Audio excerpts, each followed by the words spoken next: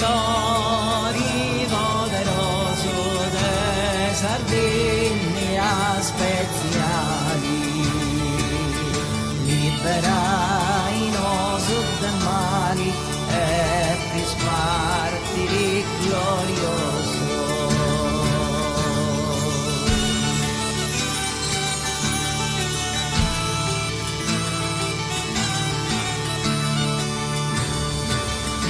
In Elia nascisti sta canta d'Antiochia.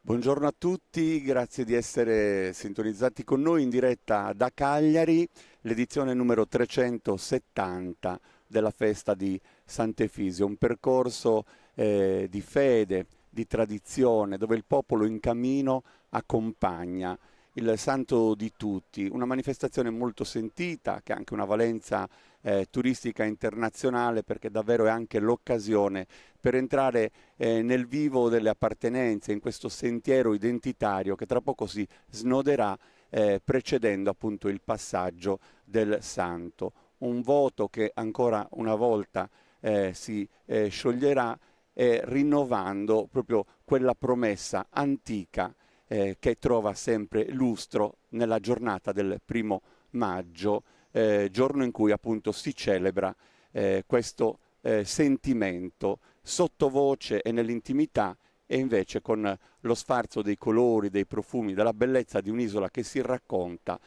a contorno e a sostanza proprio di questo evento.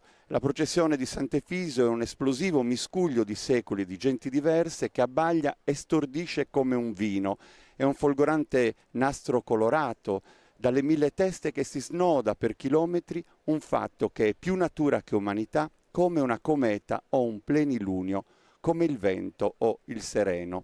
Secondo Francesco Alziator, è il più colorato convegno di folklore d'Europa, i costumi esplodono nel sole, soprattutto quelli delle donne. Tutta la storia dell'isola è qui. E anche oggi cercheremo di raccontarne un frammento. Come vedete la città si sveglia, piano piano si anima tutto il percorso che tra poco ovviamente sarà attraversato da numerosi gruppi folk provenienti dai diversi centri della Sardegna e da tutte quelle parti che vanno a costituire l'insieme di questa giornata.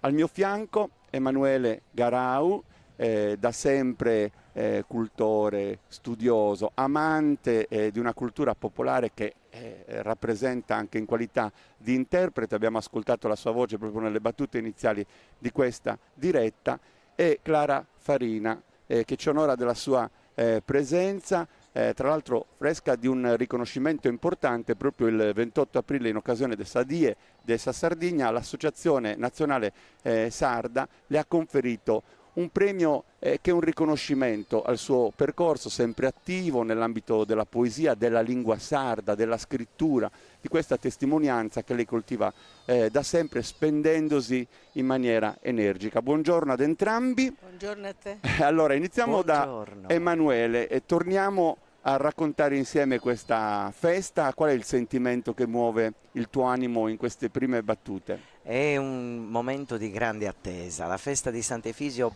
come sappiamo, è un lungo percorso che inizia il 15 di gennaio con l'Arciconfraternita che si occupa dell'organizzazione della manifestazione, la preparazione del santo, e questa grande fede popolare che parte da questa confraternita ma poi si diffonde in tutta Cagliari, in tutto il circondario, fino a raggiungere tutta la nostra isola. Un momento, queste ore che precedono il passaggio del santo, dove c'è una fervente attesa, perché tutti si predispongono all'arrivo di questo cocchio dorato in stile rococò, meraviglioso, come abbiamo sempre visto, perlomeno io nei miei quasi 40 anni di partecipazione alla festa di Sant'Efisio, con un arrivo trionfale qui presso la via Roma, per poi proseguire, come giustamente hai detto tu Giuliano, in maniera più intima, più raccolta, fino ad arrivare alla chiesa di Nora a Pula. ed è un'edizione particolare questa perché come avete saputo la processione sarà un po' diversa dal solito. L'emergenza legata alla dermatite bovina ha imposto una revisione del tradizionale corteo, costringendo l'Arciconfraternita del Gonfalone a mettere in campo una soluzione d'emergenza che unisse comunque sempre devozione e in questo caso anche alla sicurezza sanitaria, per cui la novità riguarda proprio il trasporto del simulacro del santo. Non ci saranno i buoi che tradizionalmente trainavano il cocchio, ma che erano ovviamente anche l'apertura con le tracas della festa. Il santo verrà portato a spalla, senza la teca di vetro, dai confratelli, dalla chiesetta di Stampace sino all'uscita della città, e poi sarà caricato su un pick-up e da lì proseguirà il suo cammino verso il luogo del martirio. Intanto il terzo guardiano con alcuni componenti della guardiania sono già recati a Palazzo Municipale per prelevare l'alternos e scortarlo fino alla chiesa di Sant'Efisio. Sapete che è rito ovviamente assistere e celebrare la messa dell'alternos che precede proprio la partenza del santo, che è solenne ed è celebrata dal parroco della chiesa di Sant'Anna in presenza del decano del capitolo metropolitano. Tra poco vedremo proprio sfilare qua di fronte alle nostre telecamere il corteo che sarà aperto dai suoni delle launeddas. L'assenza delle tracas quest'anno ovviamente cambia quella che è un po' la liturgia della rappresentazione, però si è pensato, e secondo me è una scelta che porta comunque bellezza, di posizionare proprio le tracas lungo tutto il percorso per poter guadagnare anche con lo sguardo la bellezza di queste opere d'arte. Tra poco ne parleremo, Emanuele, ma vorrei che Clara Farina portasse il suo saluto e il suo affetto anche a chi ci segue. Quante volte ti è capitato prima di oggi di assistere da vicino alla festa di Sant'Efisio? Saluto a tutti. Devo narrare che sono emozionata proprio per te. È la seconda volta che io festa di Sant'Efisi. Sulla prima volta una ventina di anni come ma ora è da un punto di vista tutto differente. Pare con gente che conosce bene questa festa, pare con uno presentatore genioso come Giuliano Marongiu che giocare proprio questa festa intro su cuore di questa gente che la baita e che li gusta. E tanto io devo dire che devo essere modesta perché noi come di questa festa io sto in Tattari e mi occupo più di cavalcata salda, ma questa cosa è proprio differente da questa cavalcata. Intanto mi ha impressionato sul fatto che sia questa processione più lunga del suo Mediterraneo. Questa cosa mi ha impressionato perché non dicia, forse sono un po' saldo che lichini, essendo questa processione lunga 65 km, che anda da torre dai Castello a Nora e appunto a Pè.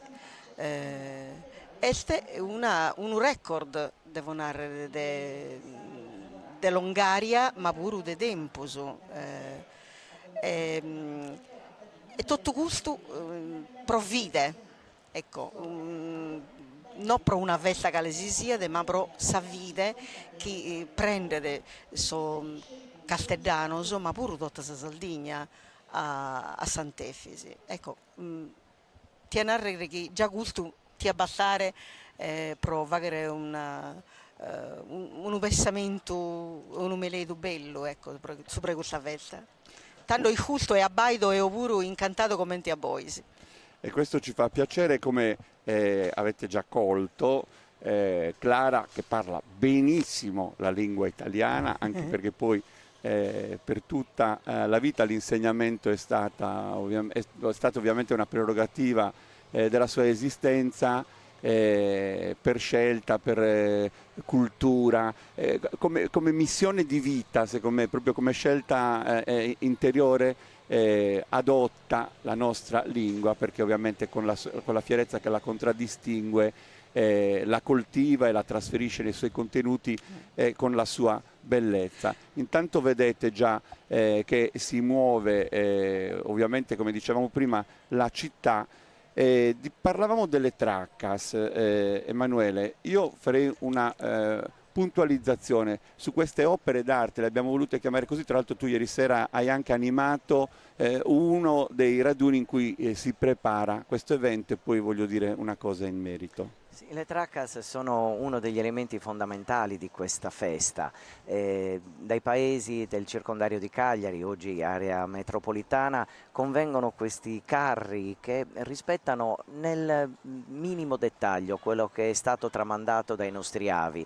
Dei carri che nel corso del tempo sono diventati sempre più opere d'arte, architetture semovibili decorate in maniera straordinaria, veramente dove come dire, il gusto barocco nella rappresentazione di questi carri, che originariamente erano come dei camper, perché ci si viveva sopra lungo il periodo del trasferimento da Cagliari verso Nora e viceversa.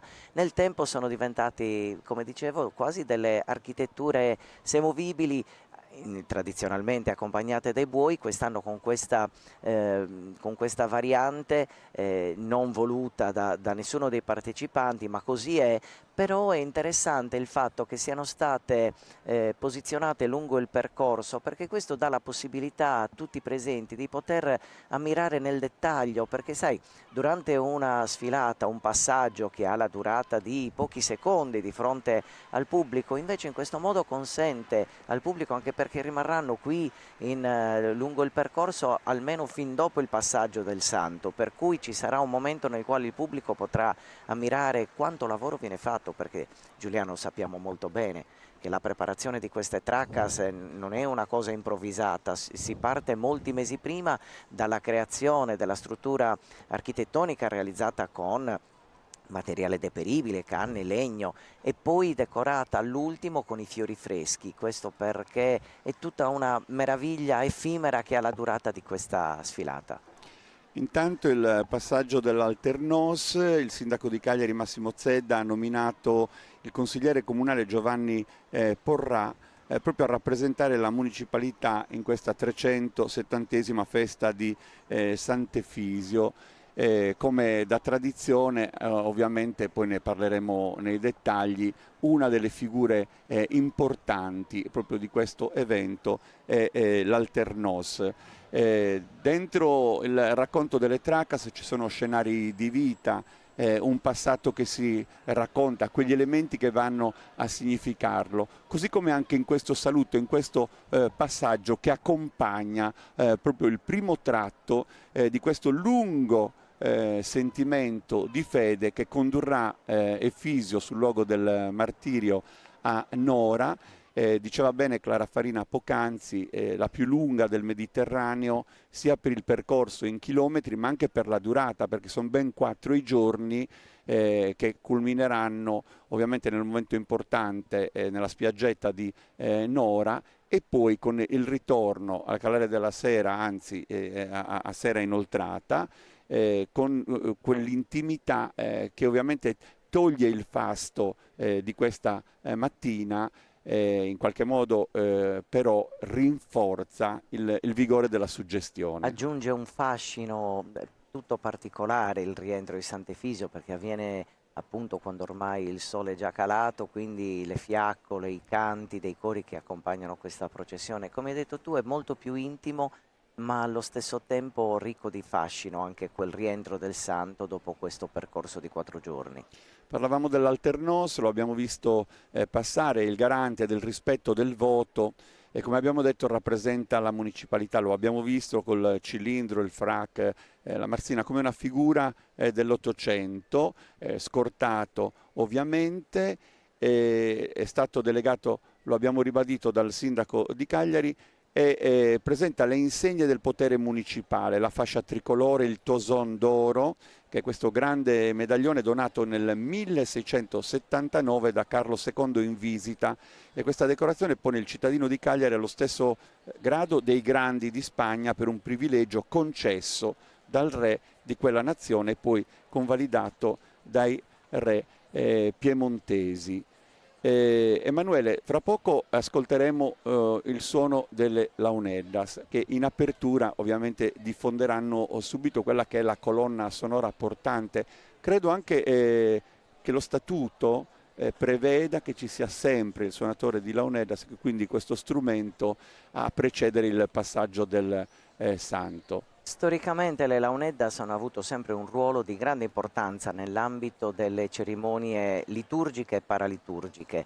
Abbiamo idea che questo strumento fosse considerato dai nostri avi anche prima dell'epoca cristiana uno strumento sacro, tant'è che nella tradizione cattolica cristiana le Launeddas sono l'unico strumento della tradizione popolare che veniva ammessa anche prima del Concilio Vaticano II come strumento al quale era consentito suonare durante le cerimonie liturgiche, mentre gli altri strumenti potevano affiancare, gli strumenti musicali potevano affiancare le cerimonie paraliturgiche, quindi all'esterno dell'edificio sacro. Invece le Launeddas avevano questo ruolo così particolare, quindi molto probabilmente la stratificazione delle culture ha mantenuto le Launeddas come strumento musicale considerato appunto degno di accompagnare le cerimonie più sacre. In questo caso abbiamo la fortuna e il piacere di vedere delle vere e proprie orchestre di Launeddas con una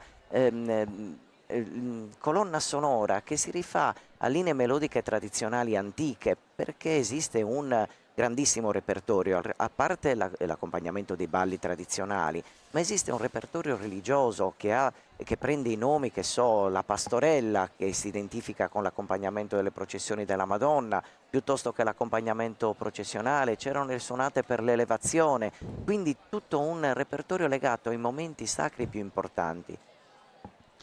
Ovviamente le nostre telecamere si trasferiranno anche nei luoghi e ci porteranno idealmente laddove altre fasi di questo incontro sono in corso. La chiesa di Sant'Anna, Cagliari, che è la chiesa dalla quale poi tutto ha, diciamo, parte nel quartiere di Stampace, che è questo uno dei 4 quartieri storici di Cagliari. Di fronte a noi abbiamo l'antico quartiere della Pola, che oggi si chiama Marina, poi c'è il quartiere di Stampace dove si trova la chiesetta di Sant'Efisio, sotto la quale c'è appunto ci sarebbe la prigione nella quale Sant'Efisio era stato imprigionato prima del suo martirio, e poi alle spalle nella parte posteriore di Cagliari c'è il quartiere Villanova e poi il quartiere Castello, che è quello che domina dall'alto del colle questi altri 3 quartieri. Ebbene, la chiesa di Sant'Anna è uno dei luoghi sacri deputati appunto alla festa di Sant'Efisio. L'abbiamo citata poc'anzi proprio parlando della messa dell'Alternos, una città oggi Cagliari baciata dal sole, ma intristita da una notizia che ha aperto questa giornata, perché una giovane donna, Elena Siddi, di 55 anni, di Sarroch, chiedo scusa, mentre si recava a Cagliari proprio per essere parte di questo incontro, appunto in abito tradizionale, stava andando verso il punto d'incontro del gruppo folk, è stata colta da malore e purtroppo, nonostante il pronto intervento, non ce l'ha fatta. Quindi potete immaginare, questa giornata si è aperta con questa notizia che si è diffusa subito nell'ambito dei gruppi folk. Lo diciamo sempre, una grande famiglia quella che li riunisce, un po' tutti ci si conosce, e il fatto di essere poi protagonisti di una scelta comune apparenta. Questa notizia veramente ha creato subito grande dispiacere e dolore in tutti. Quando si dice un dolore privato poi diventa un dolore di tutti. Un abbraccio ovviamente al marito Matteo e ai suoi affetti più cari. La festa di Sant'Efisio, santo per volontà popolare, patrono dell'arcidiocesi e compatrono di Cagliari e patrono di tutta la Sardegna. Nasce nell'antica città di Gerusalemme, il padre Cristoforo di fede cristiana, la madre Alessandra di fede pagana. Quando il padre muore, Efisio è ancora un ragazzo e la madre lo educa secondo i valori della fede pagana. La madre, di famiglia aristocratica, lo presenta a Diocleziano, che lo arruola nominandolo ufficiale. E nella prima parte della sua vita Efisio si dimostra severo con i cristiani, viene destinato al comando di una vasta provincia d'Italia e durante il viaggio sente una voce dal cielo che lo induce alla conversione e al cristianesimo. Sdarcionato dal cavallo, così si narra, Efisio fece impressa sul palmo della mano destra, posta davanti agli occhi per non rimanere abbagliato dalla forte luce, la croce di quel Gesù che perseguitava. Si fa battezzare a Gaeta, viene mandato in Sardegna per frenare le scorrerie e le devastazioni dei barbari, così i romani chiamavano i sardi, e Efisio sbarca a Tarros, sconfigge la gente barbarica, arriva all'odierna Cagliari e nella città primaria dell'isola passa dalla spada di Cesare alla croce di Cristo. E poi c'è tutta la parte che nel corso della mattinata completeremo di raccontare, dove appunto questa sua scelta, questa sua conversione gli costa appunto la sorte del martirio. Viene decapitato nella spiaggia di Nora il 15 gennaio del 303 d.C. e prima di morire prega Dio di proteggere Cagliari e i suoi abitanti dai nemici, dalle carestie e dalle epidemie, di proteggere i naviganti e di concedere la salute ai visitatori del suo sepolcro. Clara, ovviamente parliamo, come abbiamo detto all'inizio, no, di manifestazioni importanti. Fra poco saremo insieme anche ad accompagnare la grande festa della cavalcata sarda, che ovviamente si contrappone a quella odierna anche per lo spirito laico, le maschere che passano nel percorso, i balli durante il tragitto. Stiamo parlando di un altro tipo di manifestazione, così come il Redentore, se vogliamo citare la terza grande festa. Però tutto questo insieme è accomunato da questo amore che i sardi hanno per le loro tradizioni, per i valori che rappresentano in queste circostanze. Devo narrare manco male, a sonessi gusto resistiti a sa modernidade, a sa globalizzazione. E forse sì, ha notato che in questi ultimi anni questa cosa è mezzo rende. Manco questo elemento che liga da so saldo a sa vesta, a suo volcolo. A proposito della vesta e proprio de Draccas, mi ha impressionato derisi una risposta che mi ha dato un uomine de Elmas, che vidi uno dei suoi organizzatori de sa Dracca, e l'ha ponato e te queria narrare pro issu approntare una dracca pro Sant'Efisio. E te che significa ia pro issu questo santo, e taia valora iada, è nato che non fu solo un simbolo religioso, ma che vi qualche cosa di più, che vede un esempio pro sa vita sua, questo santo. Come dire qualche cosa di quotidiano, di prossimo alla gente, di prossimo alle persone. Cioè, il fatto stesso che lo chiamino Efisieddo è sintomatico, no? Dell'atteggiamento dell'amore che hanno Sochalteddanos e non Sochalteddanos e Biana Ramoso, ecco. Pro questo santo, un esempio di vita, non in tamese di modello religioso inarrivabile. Quindi questo sentimento vissuto da vicino, vissuto come qualcuno proprio, che si conosce, a cui ci si esatto, affida. esatto, proprio come una persona prossima a loro, ecco, come un vicino di casa, per il quale poi appunto c'è tutta quest'amore nel preparare appunto le traccas, che ho visto da vicino ed è una cosa straordinaria.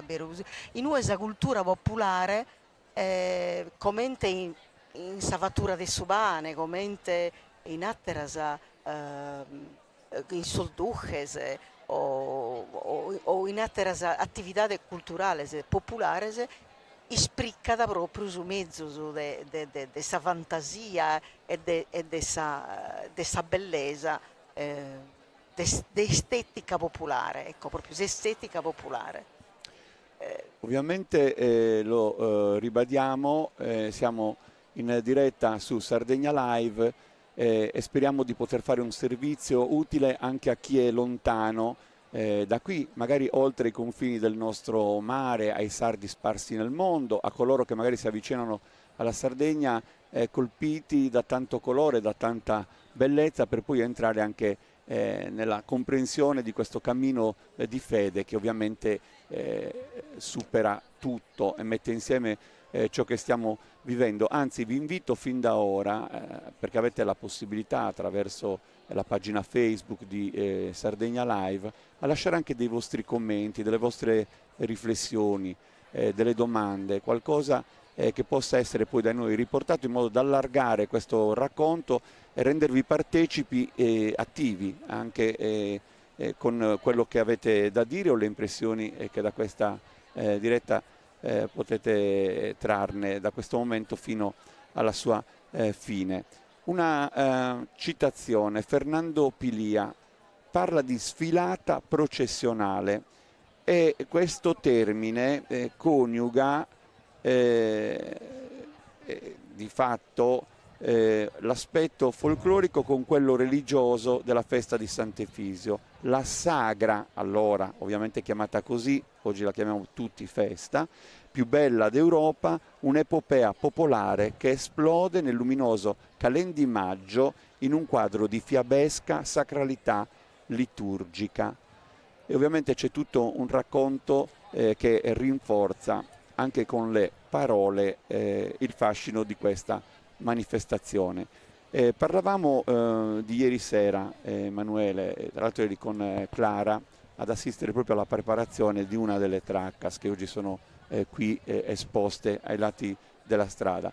Al di là dell'aspetto che, come dicevamo, mette insieme la cura del dettaglio, ripropone ciò che altri hanno tramandato e quindi diventa un'esperienza che si trasferisce, quello che si può mettere in evidenza sono questi tasselli di festa in attesa, quindi in preparazione che poi vanno a costituire questo grande mosaico che nell'insieme oggi vedremo costruito. Uno degli aspetti che incuriosisce, sicuramente è peculiare di questa festa, è la preparazione che c'è per Sant'Efisio, ma non soltanto attraverso la tracca, ma con gli abiti tradizionali, perché rimanendo all'interno dei solchi di quella che è la tradizione, perché c'è un grande rigore. Io faccio sempre l'esempio, il parallelo con la cucina.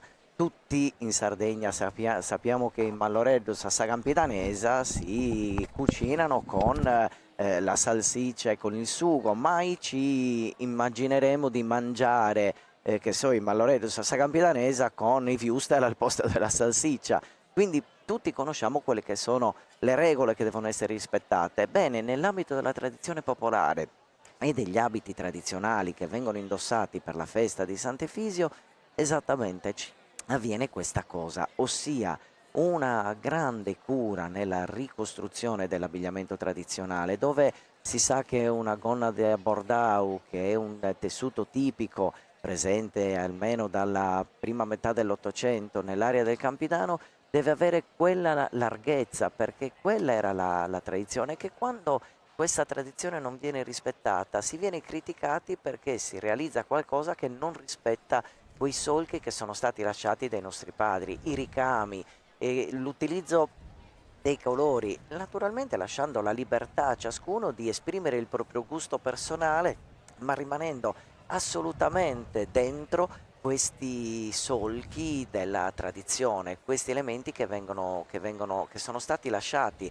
È stata fatta una grandissima ricerca in questi ultimi anni relativamente al modo di indossare gli abiti, alla veridicità dei capi d'abbigliamento che vengono portati, soprattutto dopo una, potremmo chiamarla, leggera deriva che c'è stata alla fine degli anni 70 e negli anni 80 del Novecento, dove gli abiti tradizionali ci hanno insegnato a vederli come fossero quasi delle divise, cosa che non atteneva assolutamente alla tradizione popolare. Oggi queste cose sono cambiate, quindi in questa occasione noi abbiamo veramente modo di ammirare una sorta di museo deambulante, un museo etnografico che ripercorre quelli che sono i tratti essenziali della nostra identità vestimentaria. Un museo etnografico a cielo aperto e a beneficio di tutti. Protettori poderosi. Le uscite del santo sono diverse.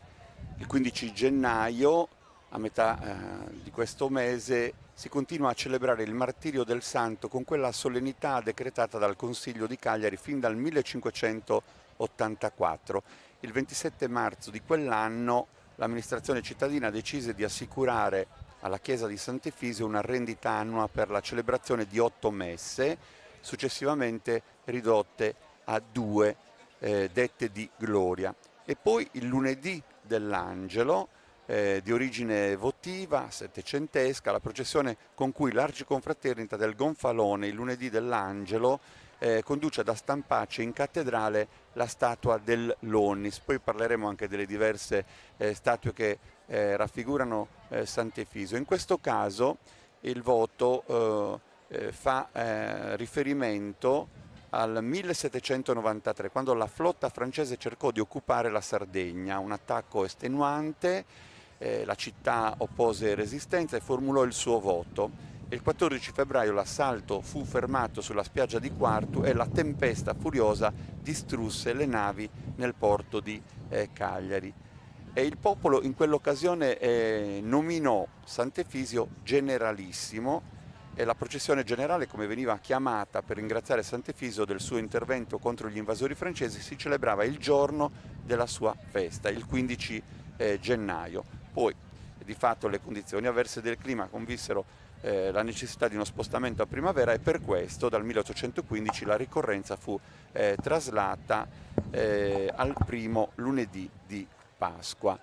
Intanto ancora vedete la via vuota al suo centro è in attesa del passaggio. Tra poco con grande ritmo ci sarà questa successione di gruppi provenienti da tutta l'isola.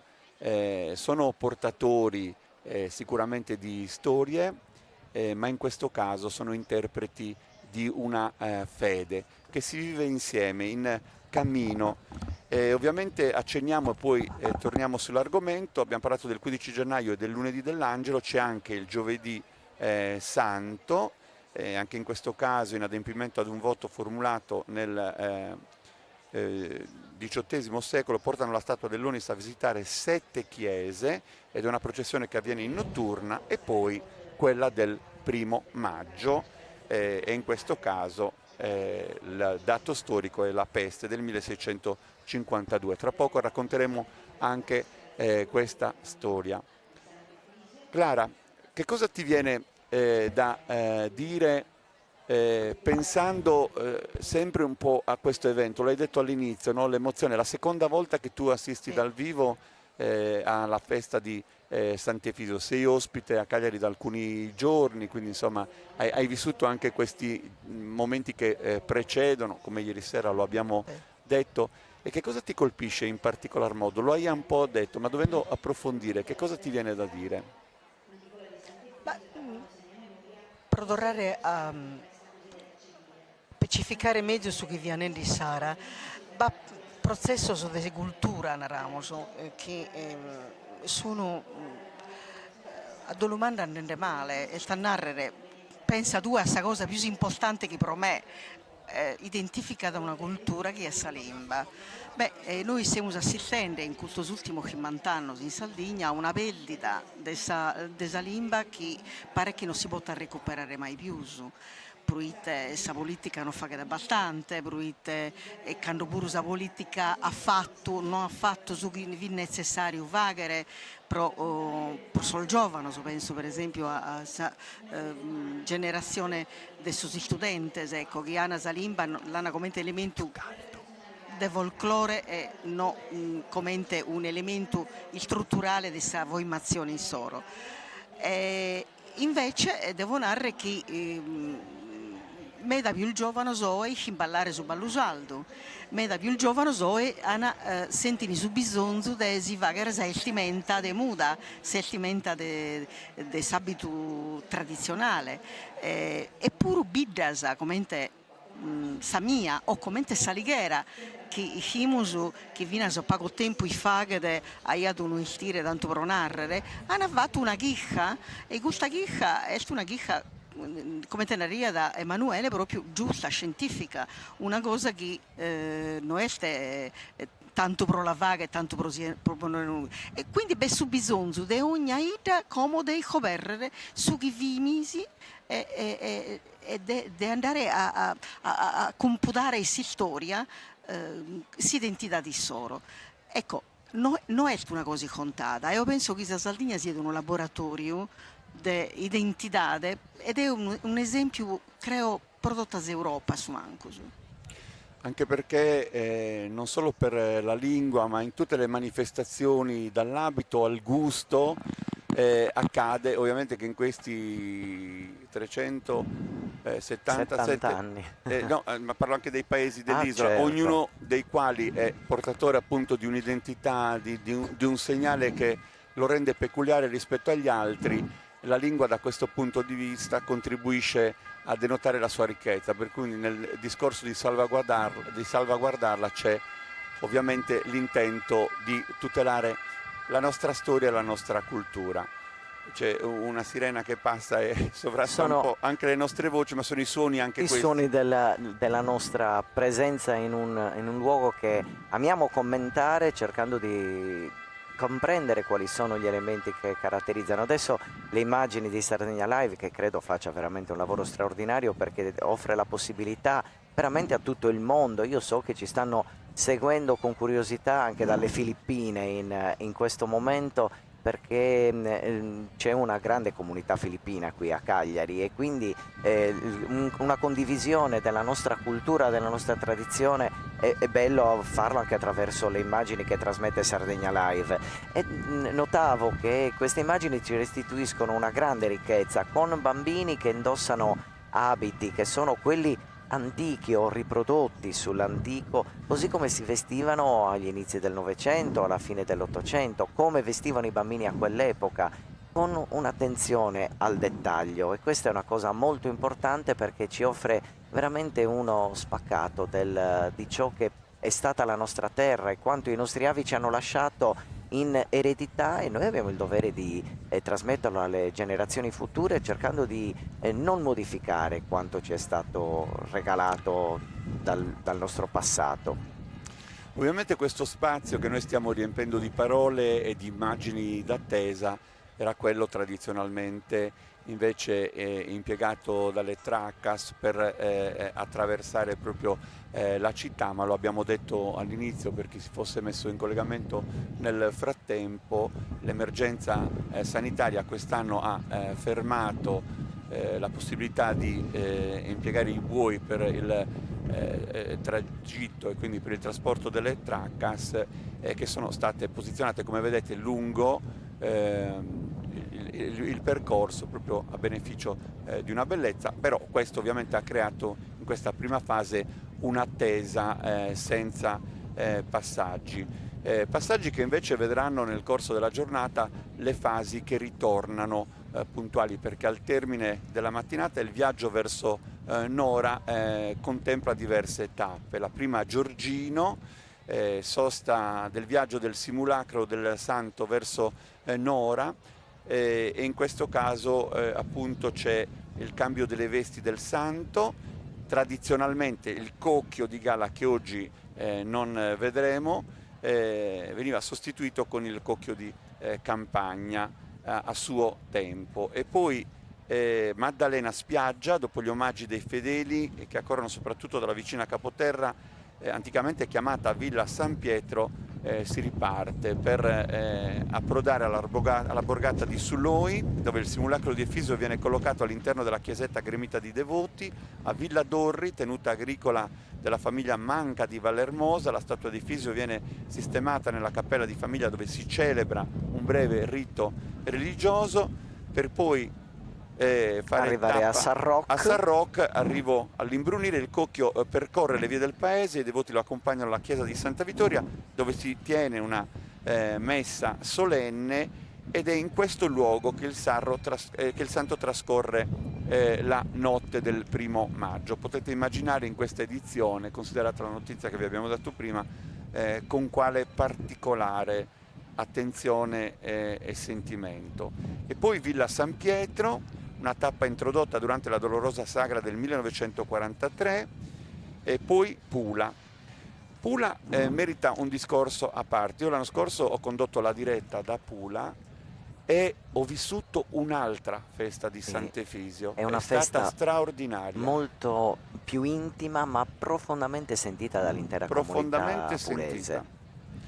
È un momento dove anche in questo caso si tirano fuori gli abiti più preziosi, più antichi, più belli, custoditi con grande attenzione, e vengono tirati fuori proprio quasi come una reliquia per onorare la festa di Sant'Efisio, con questa processione che arriva fino alla chiesetta di Sant'Efisio a Nora, ed è tutto molto intimo ma profondamente sentito. E poi, sai Giuliano, ci sono quei profumi, Saramadura, la menta, le erbe profumate che riempiono l'aria, i colori dei petali, dei fiori, gli abiti. È tutto un unirsi di elementi che concorrono a rendere straordinaria questa festa. A proposito di Serramadura, ma colpito proprio una cosa di risero, capoido, non dico cantochiloso, ma rapido, due sacchetta in mano al dementa, un ton de menta, e giustamente vedi in rattoso, come te l'hai ansegata, naramos. A un certo punto poi tu sosomine, se chi i fozza iana questo rattoso, fozza pro fozza, apponato, ma pruite la se si fozzende. Pruite non andrà bene, è nato, perché erano solo sei fozza se non so rattoso, perché so ratto non è che va che ne troveire su basso a sta gente. E questa cosa, poi mi sciaiana, no? Samenta su Ilde con sai fozza de rosa e so colore fin diverso, a secondo di pisa rosa bianca con samenta Ilde, cioè tutto è rito. E questo vi fatto intro una domo de normale de Saida che quando viene a prontende sa dracca. E in ogni gesto che fa che ne parrito e baffite. E ciascun elemento poi è un simbolo, è un qualcosa che ha un codice che ci dice qualcosa e che qualcosa rappresenta. Intanto abbiamo già cominciato a vedere gli agenti della Polizia Municipale in un'inquadratura di poco fa, e sullo sfondo le Launedas del Sarrabus che apriranno proprio con il loro suono, e lo ascolteremo perché poi ascolteremo anche i suoni e le voci, certo, della festa. Ma per completare il viaggio, quindi parlavamo di Pula, dove il santo arriva verso mezzogiorno, accolto dalle massime autorità civili e religiose del paese, dalle tracas.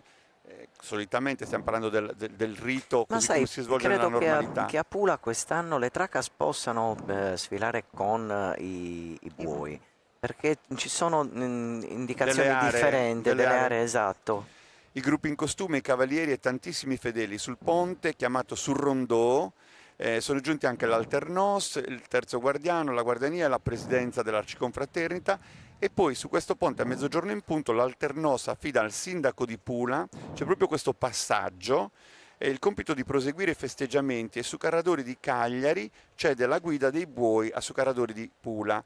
E la sagra poi continua in paese, dove il santo è accolto da una pioggia di petali di rosa che calano proprio al suo passaggio dalle finestre delle case. Nella chiesa di San Giovanni Battista si celebra la messa solenne. Tutto questo precede ovviamente l'arrivo nel pomeriggio nella chiesetta di Nora. A metà strada ci si ferma per una sosta nella chiesetta di San Raimondo, dove il corteo è atteso dall'Arciconfraternita del Gonfalone, che si unisce ai confratelli di Pula, e a Nora il simulacro trascorre la notte.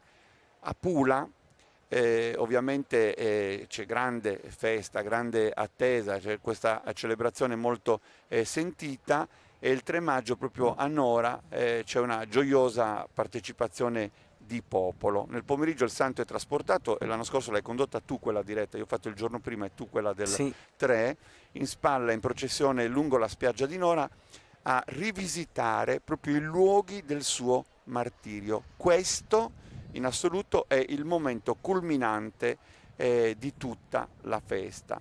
E poi la sera inizia il viaggio di ritorno verso la sua città, Cagliari, e quindi ripercorre a ritroso le tappe e la sera del 4 maggio ritorna nella sua chiesetta, sì, di nuovo con indosso il suo mantello sontuoso, il brocado rosso e i gioielli certo. che poi dopo descriveremo al suo passaggio.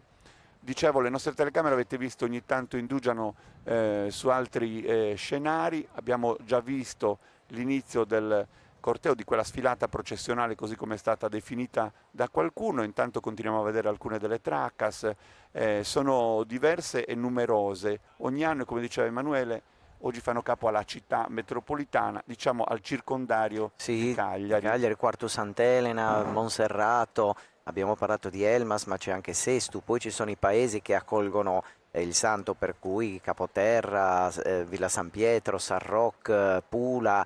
Le Traccas sono un elemento fondamentale per questa festa, e come le immagini ci stanno restituendo, hanno queste strutture architettoniche particolari con le volte a botte o volte a crociera realizzate in canne, quindi tutti i materiali deperibili che di volta in volta devono essere ripristinati, ogni anno vengono realizzati da zero.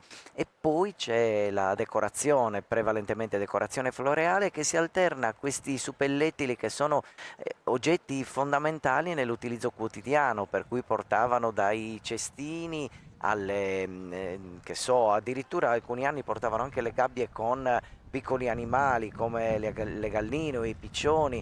Questo perché volevano rappresentare questi carri, questi antichi camper che servivano per trascorrere le giornate in onore di Sant'Efisio durante la processione. E io pure una cadrea poi. Sì. Attaccata, poi una questa cadrea pure è attaccata a costaggio della tracca. Pure anche si gioia pure la cadrea, sai, poi una cadredda proprio si organizzavano. Le stoviglie ho visto, e poi la meraviglia dei pizzi, pizzi che caratterizzano il lavoro manuale femminile, naturalmente, che deve dare mostra. C'è un gusto popolare in queste della traccas, bellezza.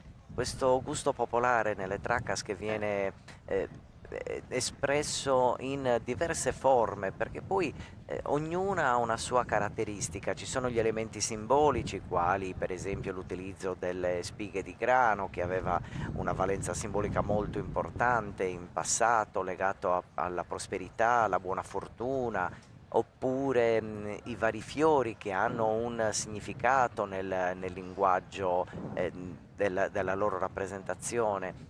Insieme a tutta una serie di elementi. Ieri per esempio abbiamo insieme a Clara potuto notare che uno dei rosoni decorativi aveva un'ispirazione che partiva da uno stensorio appunto Dell'ostia, dell'ostia, per cui ci sono tutta una serie di rimandi che sono estremamente interessanti, estremamente importanti, che vengono restituiti così in maniera semplice, perché così si doveva fare, così avviene nella tradizione popolare.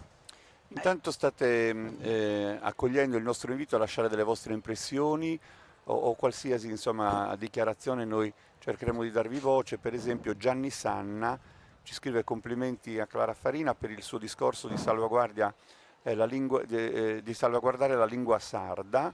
Purtroppo i giovani d'oggi hanno italianizzato la loro lingua e molti si vergognano addirittura a parlare il sardo, quindi questa esortazione, questo invito è sempre utile e non va mai riposto. In tanti ci danno il loro buongiorno, in tanti ringraziano Sardegna Live per la diretta. È una festa a cui non partecipo da tempo, abito in Trentino e questo mi impedisce di essere presente, ma grazie alla diretta è come se fossi lì, dice Antonella Cogoni. Qualcuno ovviamente si dispiace per l'assenza dei buoi e delle traccas, però abbiamo spiegato i motivi, c'è un'emergenza sanitaria in corso e questo ovviamente sovrasta sulle decisioni di tutto. Giuliano, vediamola in questo modo, è una variante su ciò Caratterizza che... questa... Io invece Esatto. trovo che dopo vivremo, secondo me, un momento unico proprio in quel passaggio sulle spalle, accompagnato, che caratterizzerà questa edizione. E poi ancora Anna Cristina ci scrive: ho sfilato diverse volte, tanti anni fa, con abito autentico di Quartu, tutto è bello, è bello, e ovviamente fa delle sue riflessioni su ciò che sta vedendo in questo momento. Ogni tanto mi va via, dovete scusare la visione dal cellulare, quindi leggo a tratti, però continuate a inviare le vostre impressioni e noi cercheremo, come abbiamo detto, di rendervi partecipi di questo racconto a più voci, che ha trovato nel passato anche le voci dei viaggiatori. L'Ottocento è il secolo della scoperta della Sardegna da parte di scrittori, di letterati, sia italiani che stranieri. Per esempio il Valeri, recatosi in Sardegna nel 1837 in qualità di bibliotecario di re di Francia, ci lascia una preziosa testimonianza. Qui il popolo animato dalla fede partecipa da attore, mentre nelle nostre folle è spettatore e curioso. Le vecchie società cui manca la fede non hanno l'allegrezza nel cuore. Il cuore è gaio soltanto quando crede ancora in qualche cosa. Ecco il segreto della gioia e del trasporto nella festa di Sant'Efisio, alla quale nulla mi è parso di poter paragonare nemmeno in Italia. È una bellissima testimonianza del Valeri. È meraviglioso perché ci dà uno spaccato che in realtà a distanza di 150 anni noi, più di 150 anni, noi viviamo in maniera ancora attuale, questa partecipazione, questa attesa trepidante da parte di tutti. Basti pensare a quante automobili convengono in questa giornata a Cagliari, al punto che bisogna percorrere diversi chilometri a piedi per raggiungere il cuore della festa, e questo è una delle cose belle, particolari di No, questa festa una cosa Sant'Efisio. curiosa che poi di stare che ha da inquadrato usa la telecamera e c'è stata un paio di femmine secondo un manifesto umano in nome di Cristo Firenze. Devono essere certamente fiorentinos venidos da baitare questa festa. E naro che questa festa è contagiosa, proprio provato dal popolo. Soltanto che una regione, penso, no? Chi non ha una festa così importante, andata a schicare sa sua, magari più minore, più pago, come dire, festosa o ricca, però ha bisogno di andare a schicare sa sua. Che necessità c'era dai parte di questa femmina di andare a ponere un castello mano a mano con il scritto Firenze? Se non su fatto denaro noi siamo fiorentinos e noi pure abbiamo un'identità da mantenere. Credo che sia contagiosa, no? La festa poi in questo come tenere a Valeri. Il suo bisogno di priccare. Che ha ben descritto con questa frase. Intanto salutiamo anche Massimo Cappai, lui vive a Brescia, ci scrive da Brescia e dice: da tanti anni non partecipo di persona alla festa, ma il mio cuore è sempre presente. Tante edizioni della festa di Sant'Efisio, ci sono state anche quelle particolari, per esempio attraversate da una guerra che ha messo in ginocchio la città di Cagliari con i suoi bombardamenti. Si fa spesso riferimento, no, al passaggio del santo anche in quell'occasione su questo camioncino. In maniera mesta su questo camioncino, dove non si è voluto mancare alla promessa fatta a Sant'Efisio. In quell'occasione, con Cagliari devastata dai bombardamenti, qui nel largo Carlo Felice, nella zona della piazza del Carmine, il corso Vittorio Emanuele, completamente smentrati dagli spezzonamenti avvenuti nel febbraio del 1943. Ebbene, anche in quel momento così drammatico i cagliaritani hanno voluto rendere omaggio a Sant'Efisio. Ci sono le immagini e qualche brevissimo filmato che testimoniano questo passaggio, che è ancora più sentito, perché lo sfarzo è meraviglioso, una condivisione straordinaria, ma in quel caso veramente veniva messo in evidenza quella che era la vera fede che i cagliaritani avevano per questo santo. E poi noi abbiamo vissuto un altro momento drammatico, Giuliano, dove non eravamo presenti, non abbiamo avuto la possibilità di essere presenti. Sto parlando dell'edizione del 2020, quando a causa del Covid la festa di Sant'Efisio è stata fatta però in una maniera così molto intima, molto dimessa rispetto allo sfarzo che vediamo anche oggi. Quando è calato il silenzio sul mondo e l'impossibilità di poter comunicare, di attivare un contatto, anche in quell'edizione con delle deroghe particolari, con un momento che ha unito comunque tutti, seppur a distanza, il santo è passato e il voto si è sciolto, forse anche con maggiore attenzione, perché era un momento in cui davvero tutti speravamo di ritornare alla normalità e di poter superare in quel momento, e la fede in certi momenti diventa ancora più forte. Fede, folklore, trionfo di colori e tradizioni, nelle parole di tutti, nei pensieri di tanti, anche di chi ci scrive dal Belgio, Stefania Piga, che augura buon Sant'Efisio a tutti quelli che in questo momento stanno seguendo anche la festa qui da Cagliari attraverso Sardegna Live.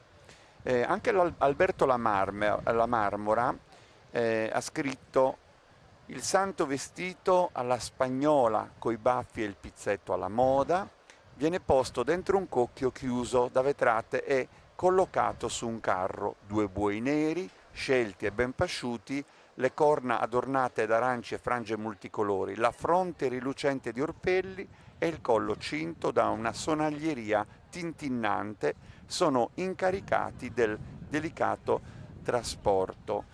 In tanti, come dicevamo, hanno lasciato una testimonianza. Cito ancora il gesuita Antonio Bresciani nel 1850: chi volesse appieno dilettarsi di vedere le fogge del vestire dei sardi si trovi a Cagliari in sulla piazza di Stampace il dì della festa di Sant'Efisio.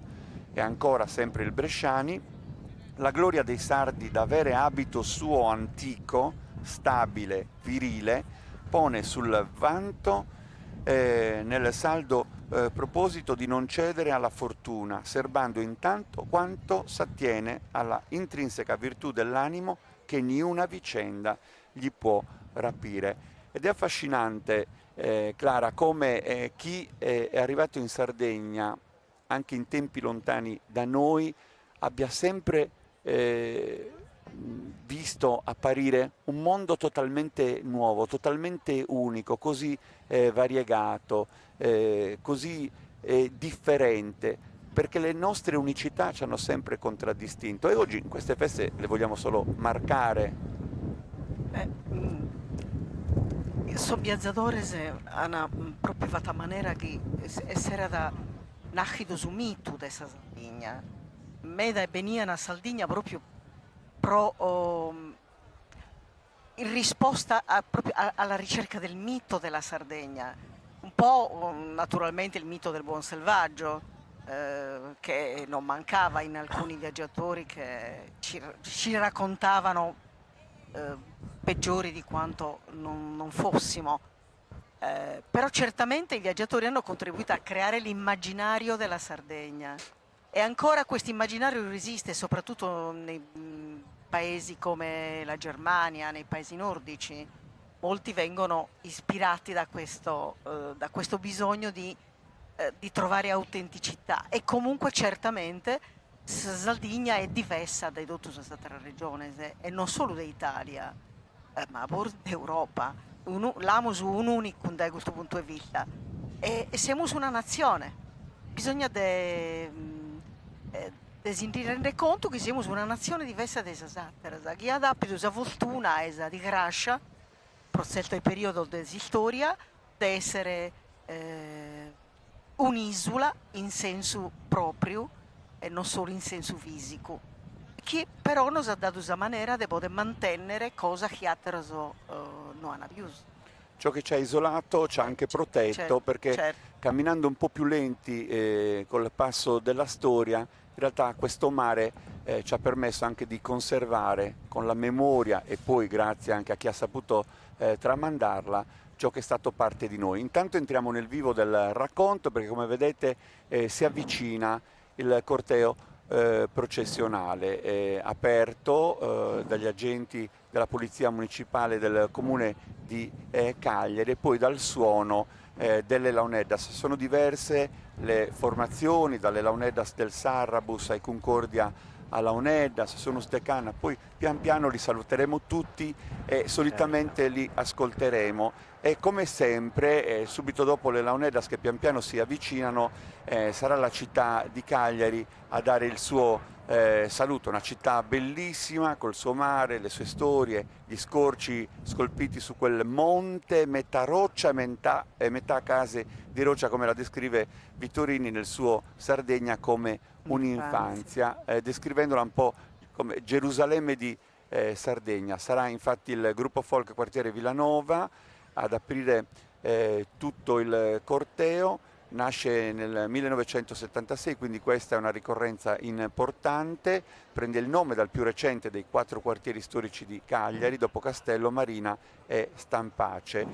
Appena arriveranno, Manuele, faremo anche un appunto sul lavoro attento e intenso che ha contraddistinto proprio l'operato di questa associazione, che ha rimesso insieme le parti dell'abbigliamento tradizionale di Cagliari davvero con molta cura, ma non solo. Nel tempo ha promosso mostre, rappresentazioni, convegni, convintamente pensando che solo sulla cultura si possono creare solide basi di conoscenza e anche di sguardo attento verso il futuro. Tanto vediamo già questo quadro che piano piano si avvicina, si va delineando, e ovviamente i primi gruppi saranno quelli che un po' caratterizzano il percorso del santo, quindi con la rappresentanza di Cagliari come padrone di casa, diciamo così, per poi avere i paesi che ospitano Sant'Efisio lungo il percorso che va appunto da Cagliari fino a Nora, per cui ci sarà sicuramente Giorgino, Capoterra, con il villaggio dei pescatori, poi Capoterra, poi dovrebbe esserci Villa San Roque, Villa San Pietro, San Roque, esatto, e poi arrivare a Pula. a Pula. E poi si proseguirà con l'ampio percorso dato dalle tante rappresentanze presenti alla Sardegna. Uno degli aspetti interessanti, come abbiamo detto prima, questo suono della Launeddas, uno strumento che è stato attribuito alla nostra cultura e torna indietro di quasi 3000 anni con un bronzetto, e non solo uno, bronzetti nuragici conservati al Museo Archeologico di Cagliari, dove sarebbe stato riconosciuto dagli studiosi un personaggio che con le gote gonfie dà fiato a questo strumento con 3 canne. Intanto vediamo avvicinarsi, e poi tra un po', come ho detto, daremo anche spazio ai suoni della festa. Dicevamo appunto i primi gruppi attraverseranno un po' il percorso che Sant'Efisio si appresta ad intraprendere, e poi sarà un viaggio vero e proprio in Sardegna che partirà dal Campidano con Selargius, Sestu, Monserrato e Uta, per poi attraversare le aree interne, arrivare fino al nord Sardegna, e qui avremo modo poi di vedere insieme, anche di commentare la varietà e la molteplicità di colori e di dettagli che contraddistingue il patrimonio vestimentario di quest'isola. Come vedete tutto si muove e si avvicina, una giornata di grande festa, è la 370esima edizione della festa di Sant'Efisio. Intanto continuate a mandarci i vostri messaggi, non vedo l'ora di rientrare nella mia terra sarda, terra santa, terra saggia, dice Stefania. E ancora ci scrivono dalla Francia: amo la Sardegna, siete un popolo magico, vi ammiro, grazie Marie. E poi ancora Barbara: buon Sant'Efisio a tutti, grazie a voi, chi si trova lontano può seguire la processione, io vi seguo da Pavia. Ci salutano da Muravera. e anche dalla Spagna. Salutiamo anche noi Muravera che ci ha veramente abbracciato pochi giorni fa in occasione della Sagra degli Agrumi, un grande successo anche di questa manifestazione. Una delle svolte che è stata portata nel corso degli anni è ricondurre questa festa ad una festa prevalentemente religiosa. Infatti, come abbiamo detto, si tratta di una processione e sono presenti tutti gli elementi delle processioni, gli strumenti come le launeddas, e vediamo ora l'associazione Concordia Launeddas, ma poi uno degli elementi che viene portato anche dalle associazioni che indossano l'abito tradizionale sono questi stendardi votivi che rappresentano i diversi santi che partecipano, che caratterizzano i vari paesi che vengono rappresentati durante la festa. Concordia, nella terminologia dei suonatori di Launeddas, significa suonare con più strumenti di diverso taglio ma con la medesima tonalità, eseguendo coralmente diversi brani in repertorio. Nell'82 il Comune di Cagliari promuove un corso, la direzione di Luigi Lai, e in oltre 100 si iscrivono, e questo corso, che avrà la durata di 4 anni, insomma, vedrà passare tanti di quei suonatori che ancora oggi possiamo vantare di avere e di poter ascoltare. E da quell'esperienza di lì a poco, nell'87, si costituisce l'associazione culturale Concordia a Launeddas. Appena si avvicina noi ascolteremo ovviamente il passaggio delle Launeddas, anzi se aumentiamo il volume cominciamo già a sentire le Launeddas dei Concordia.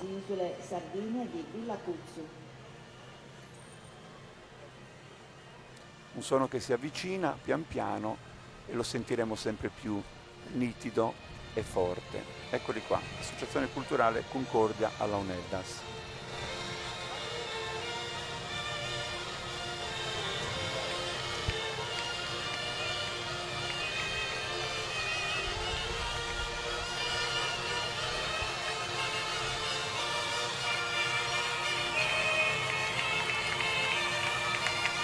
La processione ha inizio col patrimonio etnografico degli abiti settecenteschi e ottocenteschi in uso fino ai primi anni del secolo scorso nella città di Cagliari, grazie all'Associazione Culturale Folclorica Villanova.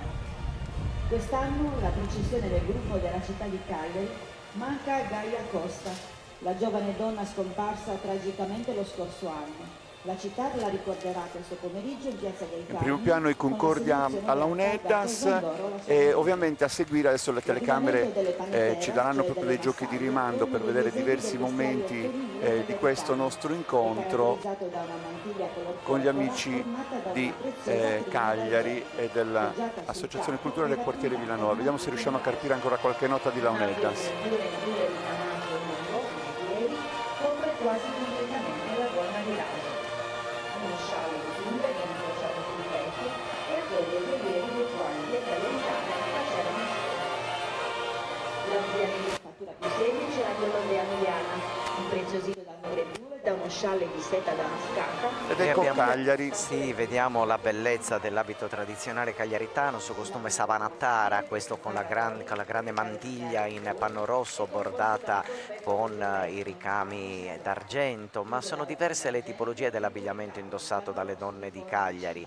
A seguire ci sono gli abiti maschili. Sai Giuliano, a Cagliari ci si distingueva per il tipo di abito che veniva indossato, per cui c'era l'abito dei sugarradori piuttosto che del pescivendolo, l'abito del commerciante, ma ciò che si evince è questo profondo legame con la Spagna che è rimasto profondamente nell'abbigliamento tradizionale cagliaritano. Il petto delle donne è sempre coperto da questo ampio scialle di seta sul quale venivano esposti i gioielli più importanti, e poi, come si può vedere, questi scialli che dimostrano che Cagliari era legata profondamente al commercio che arrivava dall'esterno, tant'è che gli scialli di seta, Sumucadori Tanau o i veli in tulle si alternano con elementi che sono stati realizzati qui in loco. Nell'abito del Savanattara, come vediamo, la gonna ampissima realizzata in raso di seta con fitte pieghe è un elemento che caratterizza l'abito delle signore. Non tutte potevano permettersi questo abbigliamento. E anche nell'abito maschile troviamo queste differenze, dove il cappello con le falde, che è di tipica, insomma, smaccatamente spagnolo, si alterna a questo cappello che è come saberrita tradizionale, ma rielaborato e indossato in maniera così particolare. Noi conosciamo l'abito rosso dei cagliaritani, indossato dalla guardiania che si occupa di proteggere il percorso di Sant'Efisio, e quindi abbiamo modo di vedere diverse tipologie dell'abbigliamento tradizionale cagliaritano, che rappresenta un po' lo spaccato di ciò che veniva indossato dai nostri avi in uno scorcio che va dal tardo Settecento per arrivare quasi ai primi del Novecento. Tant'è che l'abito del Savanattara era l'abito che veniva indossato anche per il carnevale cagliaritano, stravolto, però per dimostrare come fosse un abito molto utilizzato e conosciuto a Cagliari. Giorgino è uno dei rioni marittimi di Cagliari, situato a ovest della laguna di Sant'Agillo, lungo la costa del Golfo degli Angeli. Il nome deriva dalla cappella di San Giorgio nella villa Ballero, dove Sant'Efisio viene vestito con gli abiti di campagna in occasione della tradizionale festa. Attualmente questa striscia è interrotta dal portocanale e dal Vecchio Rione, in gran parte demolito, resta solo il villaggio dei pescatori, e qua ovviamente vediamo una contrapposizione. Certo, perché queste erano persone che avevano a che fare quotidianamente con il mare, con la pesca, per cui il fatto di scegliere di indossare le calzature perché gli apparteneva tradizionalmente. Come vedete, gli abiti sono molto più semplici, ma fondamentalmente che conservano quelli che sono gli elementi caratteristici dell'abbigliamento tradizionale sardo. Capoterra è un paese in controtendenza, mentre in generale gli altri centri si spopolano. Capoterra negli ultimi 10 anni ha avuto un incremento demografico tra i più alti dell'isola. E ovviamente a Capoterra c'è l'omaggio dei devoti di Sant'Efisio. Beh, anche perché Capoterra è uno dei pochi paesi della Sardegna che ha Sant'Efisio come patrono del proprio paese, e anche qui vediamo un'alternanza di abiti differenti che sono l'elemento che caratterizza il tipico abbigliamento campidanese, con le gonne di bordau che si alternano alle gonne di velluto e i veli in tulle che rappresentano l'abito delle spose. A San Roque industria e agricoltura convivono. L'origine del nome è avvolta dal mistero, come parte della sua storia sicuramente remota. Due le ipotesi: Sharak, termine fenicio, significa grappolo d'uva, oppure Sarrocca, dalla montagna che sovrasta l'abitato. Sarroc in lingua catalana antica significa la roccia. Sono abiti che risalgono, è stato fatto un grande lavoro di ricerca anche in questo caso, abiti che risalgono alla metà dell'Ottocento, che rappresentano i diversi ceti sociali, ma anche gli stati civili delle donne che li indossano. Interessante anche la scelta di far sfilare i bambini con abiti semplici, che non sono una replica dell'abbigliamento degli adulti. E poi, come sentiamo, c'è il canto del rosario, il rosario cantato che contraddistingueva ogni comunità. Sarà la volta tra poco di Villa San Pietro, un piccolo centro con origini romane e tradizioni secolari. Il paese è nato intorno all'anno 1000 e prende il nome dalla graziosa chiesa romanica di San Pietro. Eccoli qua, Sant'Uperdu. Vedi Giuliano, uno degli elementi che caratterizza questo abbigliamento tradizionale è la stratificazione delle diverse epoche, che non hanno annullato ciò che c'era nel passato, ma si sono sovrapposte, per cui vediamo gli scialli di seta che arrivano soltanto con la rivoluzione industriale, soprattutto la seconda rivoluzione industriale, portano in Sardegna questi tessuti pregiati che però affiancano quella che era la tradizione, quindi gli scialli realizzati in Tiberi, camati con motivi floreali. E poi c'è l'alternanza della manica e camisa con sabaschina, che era un giacchetto in seta indossato dalle donne più abbienti che amavano la moda italiana.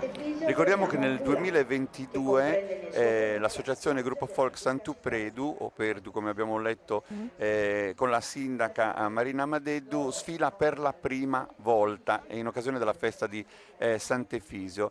Abbiamo intravisto Pula, stiamo parlando della parte sud-occidentale dell'isola, diversi storici, alcune epigrafi fenicie ritrovate a Nora indicano questa città come la prima della Sardegna. Ovviamente parlando di Pula parliamo di Nora e del luogo dell'esecuzione, lo abbiamo già riferito, il 5 gennaio dell'anno 303. E anche a Pula c'è, come abbiamo detto nel corso di questa nostra diretta, una grandissima attenzione, con un rispetto rigoroso attraverso sia immagini fotografiche storiche che rappresentano l'abbigliamento tradizionale, ma grazie a quanto le donne pulesi hanno conservato nel corso del tempo, preservando diverse fogge vestimentarie, diverse tipologie dell'abbigliamento tradizionale, con le gonne di abbordau che si alternano alle gonne di gala e il tipico grembiule a ventaglio che è il grembiule delle spose del Cagliaritano. A Selargius si celebra l'antico sposalizio selargino, un evento culturale che si svolge ogni anno a settembre, durante il quale si rievoca il rito caratterizzato dall'incatenamento degli sposi vestiti in costume tradizionale e celebrato nella parrocchia dell'Assunta. La storia di Selargius affonda davvero le sue radici in tempi lontanissimi, era nota fin dai tempi romani per la sua operosità. Sì, Ceragius addirittura esiste un antico villaggio dell'età del bronzo che è stato ampiamente studiato, ma nel corso del tempo Selargius è diventato uno dei paesi più popolosi dell'area del Cagliaritano e anche in questo caso l'abbigliamento tradizionale rispecchia quelle che erano le possibilità economiche di questo ricco paese del Campidano. Quando vediamo broccati, terziopelo, lampassi, sono tutti elementi che caratterizzano l'abbigliamento e dimostrano quanto le persone che vivevano lì avevano disponibilità economiche. E poi c'erano i gioielli che venivano tramandate di madre in figlia, quasi come un'eredità che rappresentava la ricchezza di quella famiglia. Chelarius e Fedora Puzzu, le associazioni che portano alto il nome di questo centro davvero ricco di bellezza anche per quel che riguarda l'abbigliamento tradizionale e tutta la sua storia. Dopo Selargius è la volta di Sesto, introduciamo il passaggio pensando all'area archeologica di San Gemiliano che include l'antica chiesa campestre di fattura vittoriana risalente al XIII secolo in stile romanico. Questa località è meta di pellegrinaggio al Santo Martire che si onora la terza domenica di maggio. Qui ancora il passaggio dei suonatori di Laonedas, ascoltiamolo.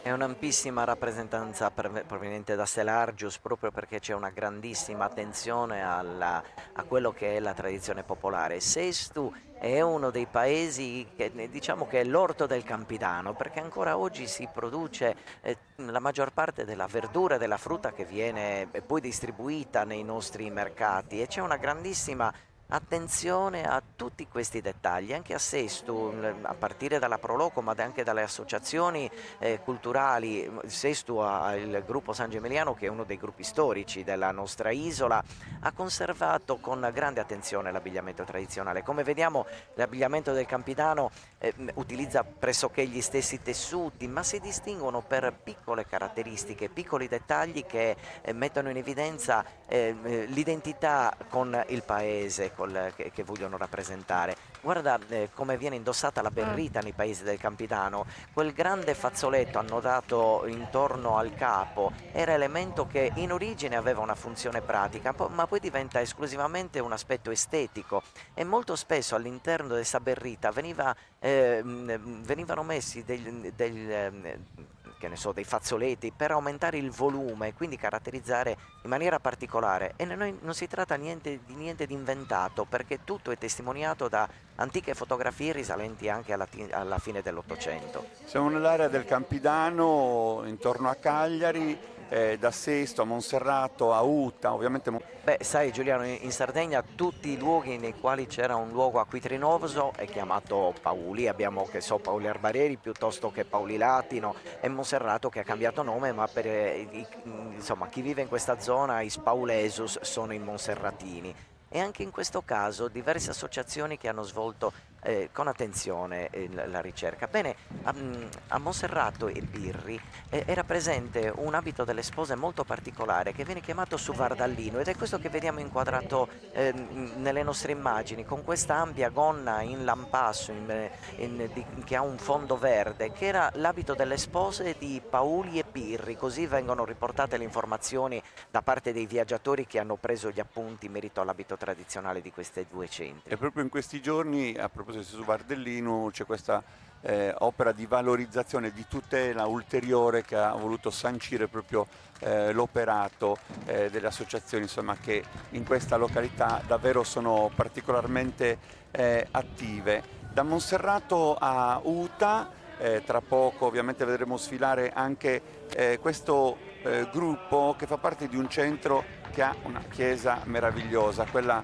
intitolata Santa Maria, che splende isolata nella campagna, aperta, ed è recinta da un piccolo muro che limita l'antico Camposanto. Anche in questo caso la Proloco di Uta ha svolto un lavoro attento che va da diversi anni, e questa associazione organizza anche il Festival internazionale del folklore Ballus, perché poi un po' tutte le associazioni sono molto attive nell'organizzazione di eventi. In questo caso la caratteristica è poter dare anche spazio al confronto con altre culture, con altre identità che si incontrano, ballano insieme, cantano, cementano rapporti di amicizia e di frequentazione che poi durano negli anni e danno lustro ovviamente alla bellezza delle diverse forme di vita culturali che animano questo pianeta che è così ricco e vario, che non smettiamo e non ci stanchiamo mai di conoscere. Giuliano, guarda come c'è una interpretazione da parte di queste persone che indossano gli abiti tradizionali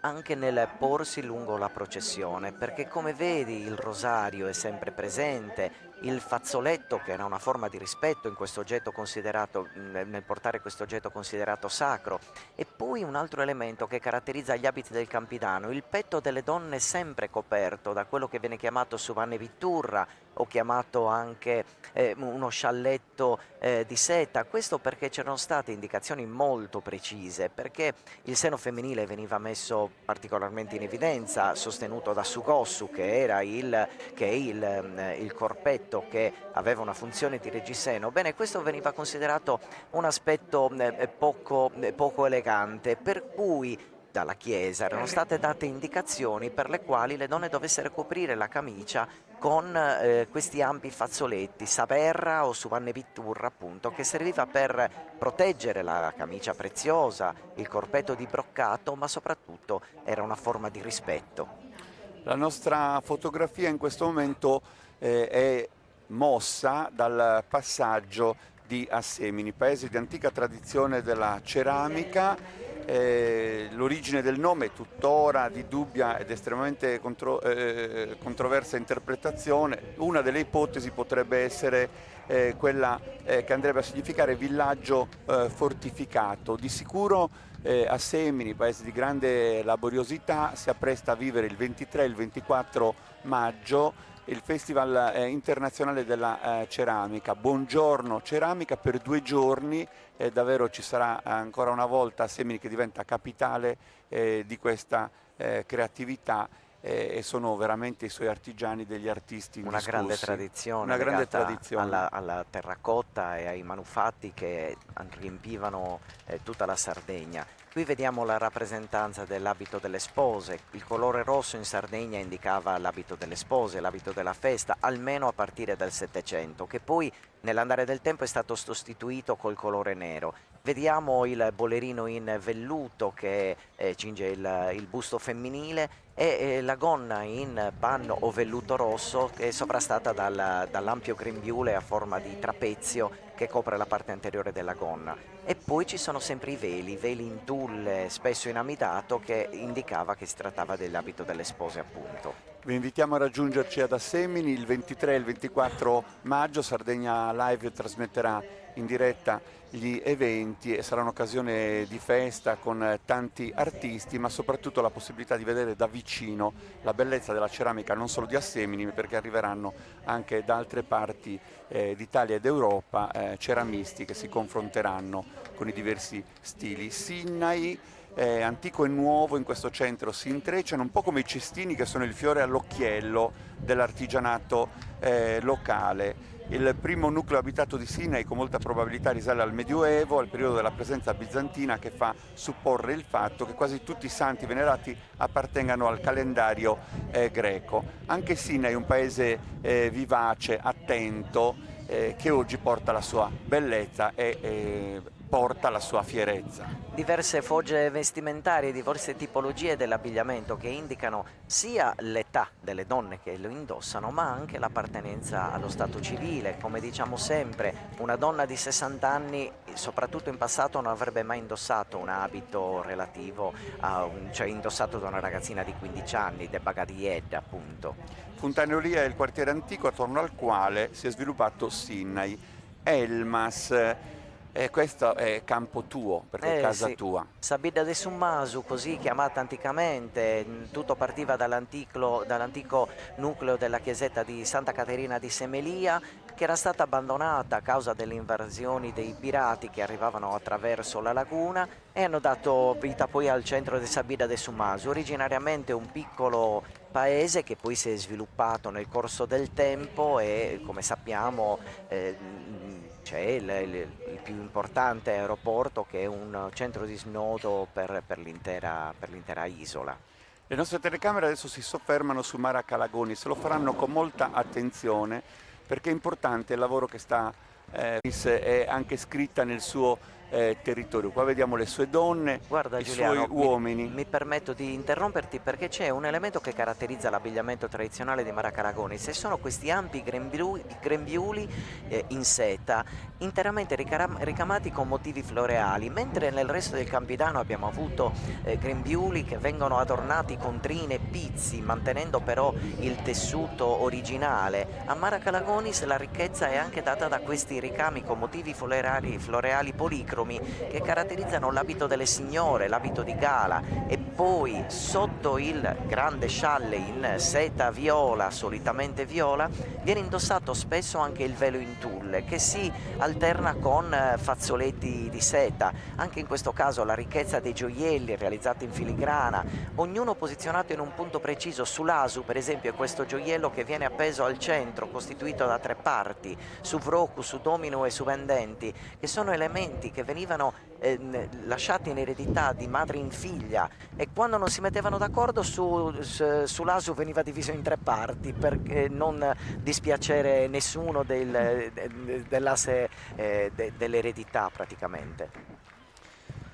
Ovviamente per me Mara Calagonis è anche un luogo di affetti profondi, quindi saluto la mia figlioccia, lo devo fare, Carlotta, ma anche il piccolo Nicolò e il grande Antonio. Intanto passano, alcuni sono proprio seminati dentro questo passaggio, ma andiamo oltre, se no entriamo nel personale e nella sfera emotiva. Mara Calagonis lascia il passo a Monastir e poi a Quartucciu. Monastir, il nome deriverebbe da Muristenes, antichi alloggi per fedeli e viandanti, o dalla parola catalana monastero. Non a caso vicino alla parrocchiale di San Pietro Apostolo sorgeva un edificio noto come Domus Deis Paras, la casa dei frati.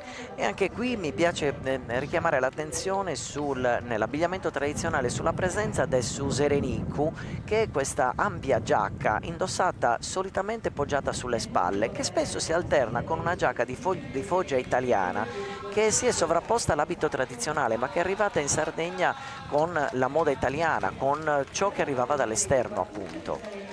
E poi Quartucciu, qui si festeggia la Madonna della Difesa, il cui culto venne introdotto dagli spagnoli. Abbiamo parlato di artigianato della ceramica, di cestineria, qui la tradizione del ricamo, della tessitura, ma anche della cestineria e soprattutto del pane lavorato e decorato, insomma eccelle, perché davvero Quartucciu ha questa bellezza anche nelle mani che creano. Anticamente Quartucciu dicono che si chiamasse Quartu degli Ossu, perché c'è appunto questo fiume che divide Quartu Sant'Elena da Quartucciu, però hanno creato un'identità personale molto forte, cioè il paese di Quartucciu si riconosce profondamente in questa comunità. Ancora il canto dei Goccius, questo canto medievale che accompagna le nostre processioni. Sado Bessor, che è una delle tombe dei giganti più importanti e meglio conservate in Sardegna, si trova nel parco del Monte dei Sette Fratelli, nell'ambito territoriale appunto di Quartuccio. Serrenti e Settimo San Pietro. Serrenti intanto col gruppo Santa Vitalia quest'anno onora anche i 50 anni di attività. Intanto vediamo ancora il passaggio di Quartuccio e poi troveremo anche Settimo San Pietro e siamo ancora nell'area meridionale dell'isola. Beh, perché la partecipazione a Sant'Efisio per tanti paesi che vogliono onorare questo santo è uno degli elementi più importanti. Come vedi le telecamere di Sardegna Live ci stanno mostrando le immagini di Settimo San Pietro, anche questo è uno dei centri più importanti dell'area del Campidano, dove l'abito tradizionale indicava quello che era la possibilità di dimostrare la propria ricchezza, e quindi abbiamo tessuti straordinari, fatture meravigliose nella realizzazione di questi abiti tradizionali. Vi abbiamo detto in apertura di collegamento che avremo avuto diversi ospiti che si alterneranno qui in postazione, ovviamente soprattutto le voci di chi vive il racconto e lo rappresenta. Ho chiesto subito a Roberto Tangiano, nostro Roberto, di essere qua perché appena chiuso con il passaggio insieme ai Concordia alla Onedas, avete aperto tra l'altro il percorso. Roberto, la tua impressione da interprete all'interno di questa manifestazione che ti ha visto debuttare a soli 10 anni, la tua prima sfilata con le piccole Laonedas accanto a tuo papà. Un percorso che ritrova la Sardegna unita, che si dà appuntamento ancora una volta su Cagliari per onorare Sant'Efisio, ma soprattutto per rispettare un patto di fede che ovviamente alza il valore di tutti noi e ci dà la possibilità davvero di portare avanti un racconto in questo 2026 che vede protagonista la 377esima festa di Sant'Efisio, senza fiato anche per l'emozione, perché è la città di Cagliari non solo che in qualche modo abbraccia tutti i gruppi che sono arrivati oggi da ogni parte dell'isola e restituiscono anche attraverso un applauso un messaggio di vicinanza, e quindi l'attesa poi per Sant'Efisio, dove sarà ancora una volta il momento più atteso, il momento più bello, il momento di devozione assoluto. Ti teniamo un paio di minuti in postazione, Roberto, ma continuiamo ovviamente col racconto perché abbiamo visto Villasor, Quartu Sant'Elena. Ecco, adesso in questo momento Villasor in primo piano, questo centro situato nella feconda pianura del Campidano, con il suo castello, con la sua storia, con la chiesa intitolata a San Biagio. Emanuele, tra Villasor e Quartu Sant'Elena, anche qua il passaggio è meraviglioso perché ci offre davvero la possibilità di decantare la bellezza di un operato. Tante differenze, notate com'è interessante il modo di indossare lo scialle da parte delle donne e queste candele votive che vengono portate a testimonianza di questo legame con la festa di Sant'Efisio. Anche in questo caso vediamo veramente un passaggio che ci porta dal tardo Settecento fino ai primi del Novecento nelle diverse tipologie dell'abbigliamento tradizionale. E poi Quartu Sant'Elena, Enrico Costa descrive nei costumi sardi proprio la bellezza, la particolarità, ma anche l'orgoglio di questa rappresentazione anche delle popolane. Certo, ma Quartu Sant'Elena, come terza città della Sardegna per numero di abitanti, conserva questo animo popolare con una attenta restituzione dell'abbigliamento tradizionale nelle numerosissime fogge, perché vediamo per esempio inquadrate le donne con su costume salvelada, chiamato anche pannus arrubius perché è caratterizzato dal colore rosso delle gonne del grembiule, che si alternano con su costume sasaietta oppure con l'abbigliamento del subordau con la gonna con le righe rosse e blu, con una ricchezza data da questi gioielli che è assolutamente unica in Sardegna, straordinaria. I quartesi tengono moltissimo ad apparire eleganti e belli per onorare i santi per i quali sfilano in questo caso. Roberto Tangiano, qualche giorno fa ad Alghero abbiamo presentato il libro di Dante, Tangiano, Laonedas, il suono di una vita, che è quello che ti accompagna, che respiri da sempre. Cosa significa anche aver ereditato ovviamente questa passione e questo esempio, tra l'altro con una particolarità, perché l'altro giorno mi facevi notare che c'è tutta una generazione che ha tramandato, perché noi parliamo di te, parliamo di tuo bisnonno, parliamo di Dante, tuo papà, però ci sono altri interpreti che hanno tenuto alto questa vocazione e che ci riporta indietro nel tempo. Sicuramente sì, un passaggio importante questo, perché gli scritti dicono che io sarei il suonatore della sesta generazione di una famiglia che attraverso i bisones, così come le chiamano in Ogliastra, dà fiato a questo strumento e restituisce l'orgoglio dell'appartenenza, quindi un messaggio senza ombra di dubbio molto importante che dà la possibilità in ogni caso di attirare anche l'attenzione sulla regione storica dell'Ogliastra, che questo è sicuramente un aspetto molto importante. Raffaele Eloi, il bisnonno, suonava le launeddas, quindi questo strumento che ancora una volta si ritrova in quest'isola e la racconta al meglio. La cosa più bella oggi è vedere gli sguardi fieri, orgogliosi delle persone che indossano l'abito tradizionale. L'appuntamento questa mattina ai Salesiani era davvero molto presto e sono arrivati tutti con la voglia davvero di ritrovarsi insieme per raccontare questa Sardegna che proprio nei suoi abiti conserva storia, tradizioni, ma soprattutto l'orgoglio dell'appartenenza anche da parte di giovanissimi, perché grazie a Dio ci sono tanti giovani che stanno dando un respiro importante alle nostre tradizioni popolari. Ti faccio fra poco una domanda sul libro di Dante. Iglesias Gonnesa, Sulcis Iglesiente. Sì, qui abbiamo la Spagna che prende il sopravvento su tutto, perché questi abiti hanno questo elemento che caratterizza quest'ampia cappa. E poi nota una cosa, Giordano, le donne indossano il velo in tulle annodato sul petto ad indicare che si tratta di donne sposate, perché le nubili il velo lo tenevano sciolto sotto questa cappa. Questa ampia cappa che noi vediamo in realtà veniva indossato da pochissime donne, perché soltanto le nobili potevano indossare quella cappa che indicava il loro ceto sociale. Le altre indossavano su scialle seda o su sciallo a matta, che poteva essere matta seria o matta all'irga in base al tipo di colore utilizzato per il ricamo. È interessante anche nell'abbigliamento maschile il fatto che gli uomini indossano il lungo pantalone che arriva fin sotto il ginocchio, che si differenzia dagli abiti tradizionali di tutti gli altri uomini della Sardegna, dove c'è il gonnellino e Sarragas, il pantalone bianco. In questo caso invece abbiamo il pantalone che arriva fin sotto il ginocchio.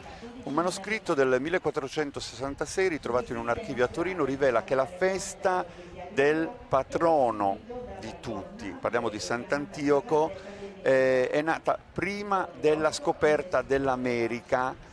Prima che Cristoforo Colombo scoprisse l'America, a Sant'Antioco si festeggiava già da tempo la festa in onore del martire Antioco, patrono dell'isola, omonima della diocesi di Iglesias e appunto dell'intera Sardegna. Ovviamente una delle feste più importanti in onore del patrono si è appena conclusa, e anche qua ovviamente stiamo ancora su quelle fogge vestimentarie di cui facevamo riferimento, che in qualche modo attraversano tutta quest'area meridionale dell'isola. Roberto, ti volevo chiedere questo, poi so che devi andare. Parlavamo delle launeddas, il suono di una vita, che è anche il titolo di questo racconto, e poi mi dici che cosa lo contraddistingue, questo lavoro, da che cosa è caratterizzato, ma è anche il suono di Sant'Efisio. Suono di una vita è il titolo del libro che ha scritto mio padre, questo bambino ogliastrino che parte con gli occhi pieni di gioia e di speranza nel segno di una famiglia, come dicevamo prima, che vuole proseguire il racconto attraverso il suono delle launeddas, un viaggio da scrivere, soprattutto da sfogliare, la brigata Sassari, i bambini di Alghero che si ritrovano insieme a suonare questo strumento. Lo strumento che, come dicevi tu, è anche il suono di Sant'Efisio, perché lo accompagna, lo caratterizza e in qualche modo ne restituisce quell'emozione che solo le launeddas sono in grado di fare. Prima di andare via, Giuliano, consentimi solo di ringraziare tutta la struttura di Sardegna Live, che ancora una volta, non so per quanti anni e da quanti anni ormai, restituisce questa diretta per sua volontà, senza il sostegno di nessuno. Io ci tengo a ringraziare te, ci tengo a ringraziare Emanuele e tutte le persone che ci danno la forza per andare avanti quando davvero ci si ritrova a camminare da soli, e questo vogliamo sottolinearlo. Sardegna Live c'è e lo fa per l'amore verso le tradizioni popolari. E lo fa ovunque, puntualizzando. Intanto un'inquadratura, come vedete oggi Roberto è in abito tradizionale perché ha aperto il concorso insieme, il corteo insieme ai Concordia alla Launeddas, e quindi lo ringraziamo davvero. Grazie di cuore Emanuele, Narcao e Teulada, Emanuele. Siamo ancora nell'area del Sulcis, del basso Sulcis. Narcao conserva gli abiti che sono tipici di quest'area della Sardegna, ma c'è tra questi Teulada che si distingue innanzitutto per il cappello maschile con le ampie falde, ma nella bellezza su bordau e le gonne in panno rosso. Ci sono stati tanti pittori agli inizi del Novecento, mi viene in mente Tarquinio Sini, ma tanti altri che hanno voluto Cesare Cabras per esempio, che hanno rappresentato questi abiti riportandoli nel dettaglio più preciso, quasi come delle fotografie etnografiche. Ecco, l'abito di Teulada ha una lunga storia proprio per le sue caratteristiche, molto probabilmente anche il fatto che fosse così isolato rispetto ad altri paesi della Sardegna ha avuto modo di sviluppare una propria identità e conservarla nel corso del tempo. Il nome Teulada risale al latino tegula, dalla produzione locale di terracotta praticata in questo primo insediamento di epoca romana. Dolianova, luogo degli ulivi, sarebbe questo il significato di Parteolla, il territorio, la subregione, parola che sembra derivare dal latino parsolea. L'antico nome del paese, Dolia di oliva, indica il legame tra il paese e l'ovicoltura. Si trova infatti in una zona collinare alberata da ulivi, mandorli e circondata da vigneti. La chiesa, la cattedrale di San Pantaleo, davvero uno splendido gioiello dell'arte romanico pisana. Dolianova ed Onori, due centri vicini. Sono due centri vicini che condividono elementi tipici e caratteristici. Anche in questo caso nel corso del tempo abbiamo visto un'evoluzione dell'abbigliamento tradizionale. Un'evoluzione nel senso che è stato presentato sempre con maggiore attenzione quello che era l'abbigliamento tradizionale del paese, quindi liberandosi un po' di quanto era stato presentato 30-40 anni fa.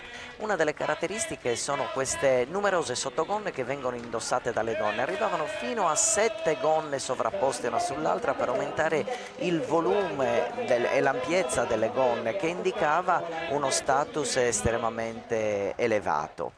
Qui le nostre telecamere, Giuliano, ci stanno mostrando gesturi, quindi abbiamo cambiato area geografica, cioè dal Parteolla ci stiamo inoltrando verso l'interno della nostra isola. E infatti ovviamente con Gesturi non possiamo non citare Fra Nicola, che qui nasce il 4 agosto del 1882 e viene proclamato beato in piazza San Pietro nel 1999 da Giovanni Paolo II. È uno dei 12 comuni compresi nell'omonima Giara. I cavallini ovviamente sono un emblema di questo territorio e proiettano la fama della Giara di Gesturi a livello internazionale. Gesturi è un po' la porta d'ingresso di questo territorio. C'è una bellissima parrocchiale dedicata alla Madonna dell'Assunta e la chiesa di Santa Maria, sede della confraternita del Santo Sepolcro. Sono edifici sacri di grande suggestione. E da Gesturi Barrali, il paese che vediamo in primo piano. Qua mi viene subito in mente il sapore del pane. Siamo in Tregenta, l'antico granaio di Roma che sfamava appunto fin dall'epoca romana, un luogo molto interessante dal punto di vista di quanto viene prodotto, una piccola comunità che tiene moltissimo a rappresentare ciò che sono le loro radici, con estrema attenzione per i dettagli e nella semplicità. Siamo passati dallo sfarzo dell'area del Campidano, la ricchezza dei tessuti, dei broccati, i ricami, i tessuti preziosi, e stiamo andando via via verso un interessante aspetto dell'abbigliamento tradizionale dove la ricchezza viene data dal lavoro delle donne. Ovviamente per l'etimologia del nome Barrali si parla anche qua di un'incertezza, non è infatti chiaro se derivi dalle coltivazioni a barralis di viti tipo pergolato o dall'ebraico bar, fiume, per la presenza del Riu Mannus. Iurgus Donigala, siamo sempre in Tregenta, parlavi del granaio di Roma. Anche in questo caso si parla di una lunga storia, sorge a poca distanza dal suggestivo lago Mulargia ed è ricco di tradizioni e testimonianze nuragiche. Su Nuragi è un nuraghe ben conservato che ha sede all'interno dell'abitato e riunisce Siurgus e Donigala in qualche modo fino a un certo punto separati. In realtà proprio questo elemento che poteva essere divisivo un tempo, oggi è ciò che unisce anche il cuore di questa comunità che è ricca di tradizioni, lo si vede anche quando ci sono le feste, tutti ballano, tutti partecipano, sono attivi. Eh sì, e poi abbiamo visto sfilare lungo questa nostra processione un pane votivo a forma di croce che viene portato sempre dagli abitanti di Siurgus Donigala in occasione della festa di Sant'Efisio. È veramente una delle tradizioni che viene conservata nel corso del tempo. È uno dei simboli di questo evento. E poi è la volta di Tuili, di San Luri, Guspini e Scalaplano. Nell'ordine saranno questi i centri che vedremo attraversare dentro il nostro racconto. Ci stiamo addentrando verso l'area che diventa sempre più alto campidano, e qui appunto nell'abbigliamento tradizionale di Tuili è interessante questo giacchetto realizzato con la pelle degli agnelli ma rivoltato, cioè la parte del vello viene tenuto all'interno per tenere più caldo. E le nostre telecamere ci stanno inquadrando ora gli amici che arrivano da San Luri, che indossano Sugolletto, che è uno dei capi d'abbigliamento più indossato in Sardegna fino ad un certo punto. Pensa che esistono delle testimonianze che rappresenterebbero addirittura dei bronzetti nuragici con questo genere di capo d'abbigliamento. Una delle prime fotografie realizzate in Sardegna, a Bosa, rappresenta proprio un uomo che indossava Sugolletto, che è questa sopravveste in cuoio che aveva una doppia funzione, quella di proteggere l'abbigliamento che veniva indossato sotto dagli uomini, ma poi proteggeva e riscaldava il corpo degli uomini. Nell'abito femminile abbiamo questo Mucadori Danau, questo grande fazzoletto di cotone che viene ripiegato triangolarmente, e come abbiamo potuto notare abbiamo abbandonato, rispetto al Campidano di Cagliari, le donne hanno abbandonato su Vanne Vitturra quel fazzoletto che copriva il petto, perché le regole cambiavano nell'andare del tempo.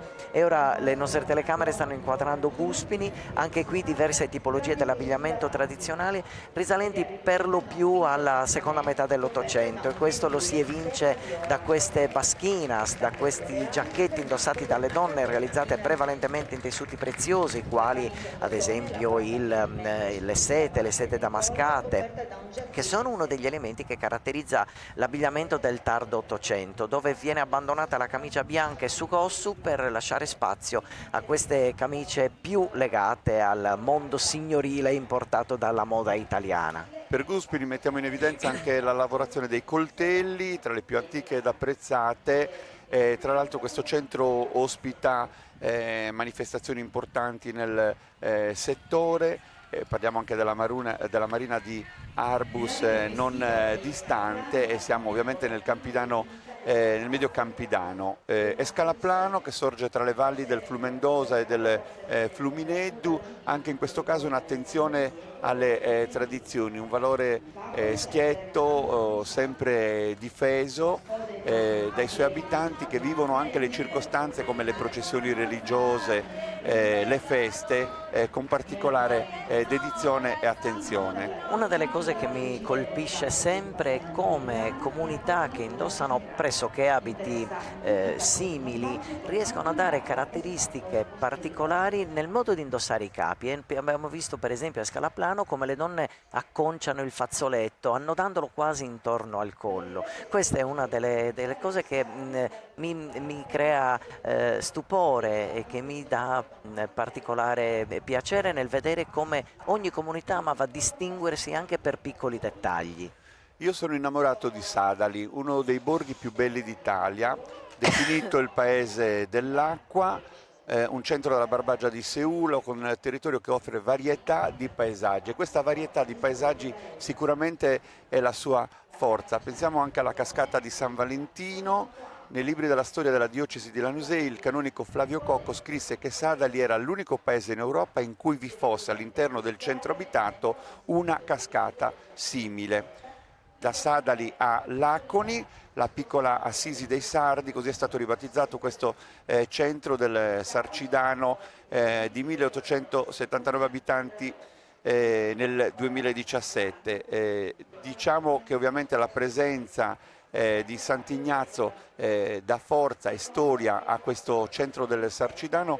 Voglio rivolgere un abbraccio forte al sindaco di questo centro, proprio in queste ore vive il lutto per la scomparsa del padre, anche da qui ovviamente gli rivolgiamo un pensiero di vicinanza.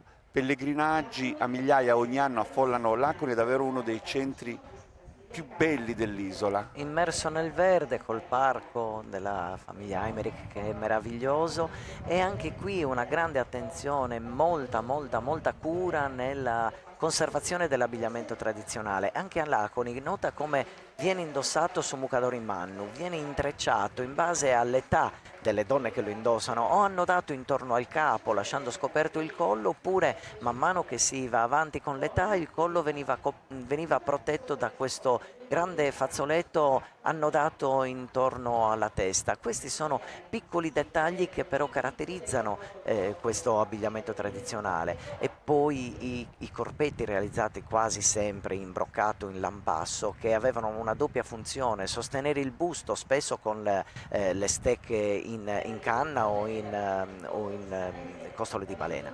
Dal paese del santo della semplicità a Oristano. Ovviamente parliamo di un centro capoluogo di provincia, il rito secolare della Sartiglia, questa corsa a cavallo che ricorda le antiche giostre equestri medievali. Mi piace pensare, visto che tu sei molto vicino alla figura di Maria Carta, l'hai raccontata, l'hai descritta, l'hai conosciuta in tanti frangenti, che lei aveva scelto di indossare l'abito tradizionale di Oristano in diverse occasioni. L'abito tradizionale di Oristano per un lavoro che era stato realizzato negli anni 70, e devi sapere, Giuliano, non so se tu hai questa notizia, che un'associazione di Oristano ha voluto replicare questo lavoro dove Maria Luisa Congiu ha cantato un ballo sardo dove il gruppo di Oristano ha ballato. Uno degli elementi che caratterizza l'abbigliamento maschile oristanese è saberrita rossa, che è un elemento molto particolare. È interessante anche nell'abbigliamento femminile, soprattutto le donne nobili più adulte, che indossavano un grembiule da testa, un grembiule nero di seta, che veniva appuntato sopra il velo in tulle. Questo è un elemento particolare che detta moda in tutta l'area dell'oristanese. Nella Sartiglia di Oristano si mescolano elementi della tradizione più antica, il rito della fertilità rappresentato dalla stella, a elementi più recenti giunti in Sardegna nel periodo della colonizzazione spagnola, abbigliamento settecentesco e anche il nome.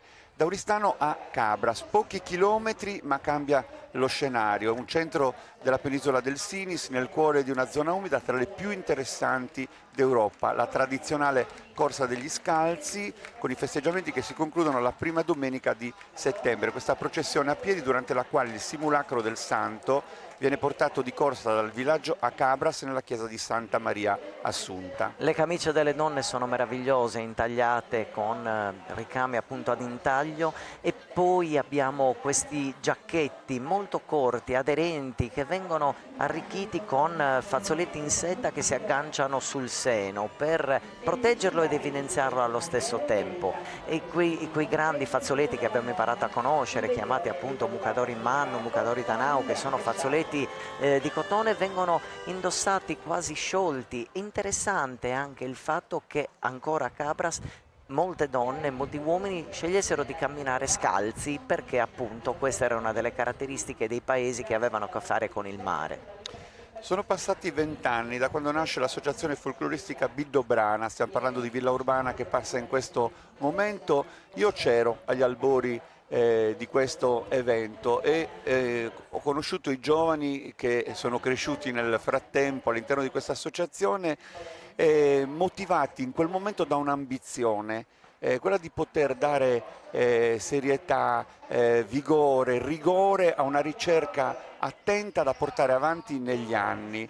Oggi i risultati sono eccellenti, perché davvero questa associazione anche su, come posso dire, certificazione dell'Istituto etnografico di Nuoro ha portato i risultati di quel sogno, di quella ambizione, nell'abbigliamento tradizionale, nelle tante iniziative che promuove. Villa Urbana, il pane artigianale è uno dei simboli di questo centro agricolo, può, anche grazie a Daniel Meloni che vediamo in questo momento inquadrato, può vantare insomma, di aver portato a termine un lavoro per quel che riguarda la prima parte, anche se lo stesso Daniel dice c'è sempre tanto da fare, da scoprire, per cui la ricerca è un cammino aperto. Assolutamente, nella tradizione popolare questo avviene, cioè niente viene lasciato La parola fine. Esatto, perché c'è una scoperta nuova, quotidiana, che porta poi anche a volte a rimettere in discussione elementi che si davano assolutamente per scontati, perlomeno per aggiungere conoscenza.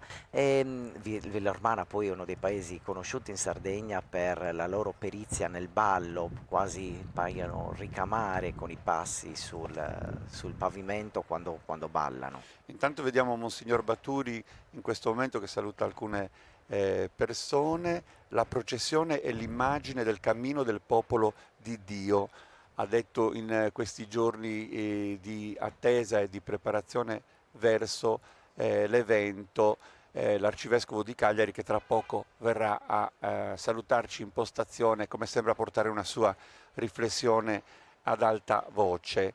Vediamo avvicinarsi Busacchi. Il Wagner sosta a Busacchi nel 1905 e scrive: il posto è grazioso anche grazie ai vecchi olmi che lo circondano, possiede bei costumi femminili. È il caso volle che giungessimo a Busacchi nel giorno del Corpus Domini. La lunga processione che durante il pomeriggio si snodava per le vie del paese ci fornì l'occasione di ammirare i bei costumi e le loro ancor più belle indossatrici. Si riconoscono le ragazze di Busacchi dal biancheggiare dei loro inconfondibili copricapi di candida tela. Il costume da sposa invece reca un ampio, finissimo velo ricamato. Busacchi, bella mia. È uno degli abiti più conosciuti della nostra isola. La sala dei matrimoni è qui nel Palazzo Baccaredda a Cagliari, presenta i dipinti, gli affreschi di Filippo Figari che rappresentano proprio una coppia che si sta sposando con l'abito di Busacchi. Sono diverse le tipologie, interessante è l'ampio grembiule realizzato in panno nero bordato di seta azzurra che copre per quasi i 3/4 la gonna, lasciando la parte posteriore mostrare semplicemente le pieghe della gonna. E poi ci sono questi gilet che hanno una scollatura a cuore, ma c'è a Busacchi veramente una tradizione incredibile sulla conservazione di questi abiti tradizionali, i giacchetti di broccato che vengono indossati sopra le camicie con le maniche a sbuffo, e poi la lavorazione del lino che la troviamo presente nel pantalone maschile in Sarragas, che viene indossato sciolto, a differenza di altri paesi dove invece il pantalone viene inserito all'interno delle ghette. Centro del Barigadu, grande importanza storica, punto di raccordo tra le Barbagie e il Campidano.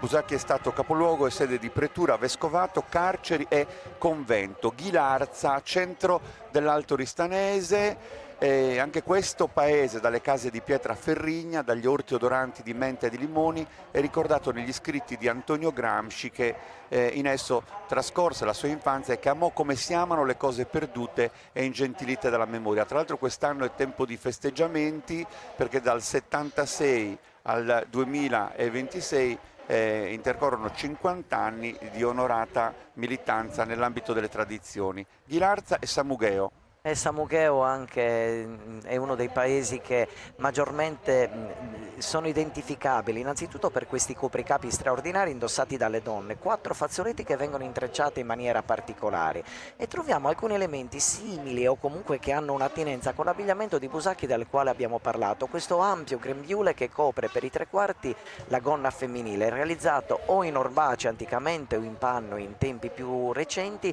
di color castagna, finemente ricamato lungo i bordi con questo colore verde che che spicca sul resto dell'abbigliamento. Questi 4 fazzoletti intrecciati sono i fazzoletti indossati dalle prioresse in occasione delle feste, ed è una tradizione anche questa, una capacità di trasmettere conoscenza attraverso questi piccoli gesti che però identificano una comunità. Interessante nell'abbigliamento maschile ancora questi ricami che ritroviamo anche nel gilet indossato dagli uomini. Samugheo che vive di memoria, Samugheo che ha una memoria viva, segni arcaici hanno disegnato nel suo territorio la presenza di una civiltà ricca di storia e folklore, arte e ospitalità.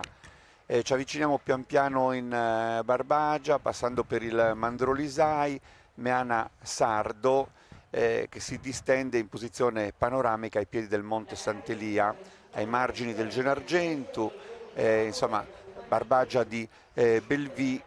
A Meana ogni gesto è armonia e la bellezza tesse, in questo caso, le trame del tempo. Guarda com'è interessante, Giuliano, il fatto che i tessuti realizzati industrialmente, come questi broccati con fondo azzurro e il colore oro, si affiancano al tessuto realizzato nel paese, ossia l'orbace, che utilizzano per realizzare le gonne, i grembiuli, e poi le camicie in lino che le lasciano questo colore non bianchissimo ma caratterizzano questo abbigliamento. E poi c'è questo copricapo straordinario che dà la forma a mandorla nella testa femminile, una pezzuola di lino che viene intrecciata e facendo in modo di cambiare la forma del capo femminile come elemento caratterizzante, ma soprattutto che mostra un gusto assolutamente unico, particolare. È molto interessante vedere la scelta di queste associazioni che vogliono rappresentare le diverse tipologie dell'abbigliamento presente nel paese, e non soltanto quello più sfarzoso, quello che rappresentava i ceti sociali più abbienti, ma anche quelli più semplici, perché in un paese c'erano persone che avevano diverse possibilità economiche e che indossavano con dignità anche capi d'abbigliamento meno pregiati. Interessante, abbiamo appena visto la sposa di Meana Sardo, dove il velo in tulle è l'elemento che caratterizza questo abbigliamento. Ecco sorgono, graziosamente annidata tra i pendii boscosi di Rimpetto, magica piccola città, termine e ganglio di tutte le strade dell'interno dell'isola graziosa. Sorgono. Il Lorenz ci restituisce anche una descrizione di questo luogo che ha visitato, la piccola capitale del Mandrolisai.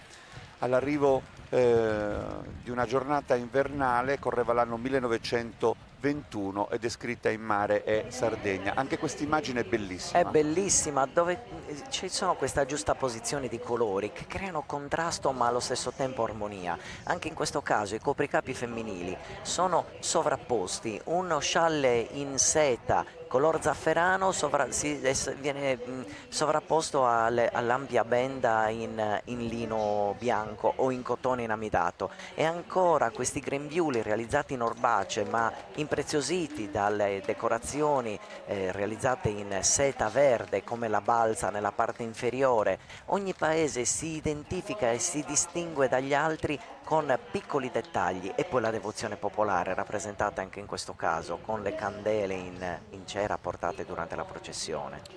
Si intravede già a Zara, paese confinante con Sorgono, si trova sempre nella regione del Mandrolisai, è un borgo di origine medievale. Anche qua l'abito è particolarmente bello, abito che attira anche l'attenzione, soprattutto il copricapo femminile Satiagiola, dei pittori che hanno sempre frequentato gli artisti. Pensiamo ad Antonio Corriga, che di Azzara rimane un alfiere con la sua arte senza tempo, ma in tanti davvero sono rimasti affascinati proprio dalle case di Azzara, dal borgo, e ovviamente da questi colori che potevano essere ritratti.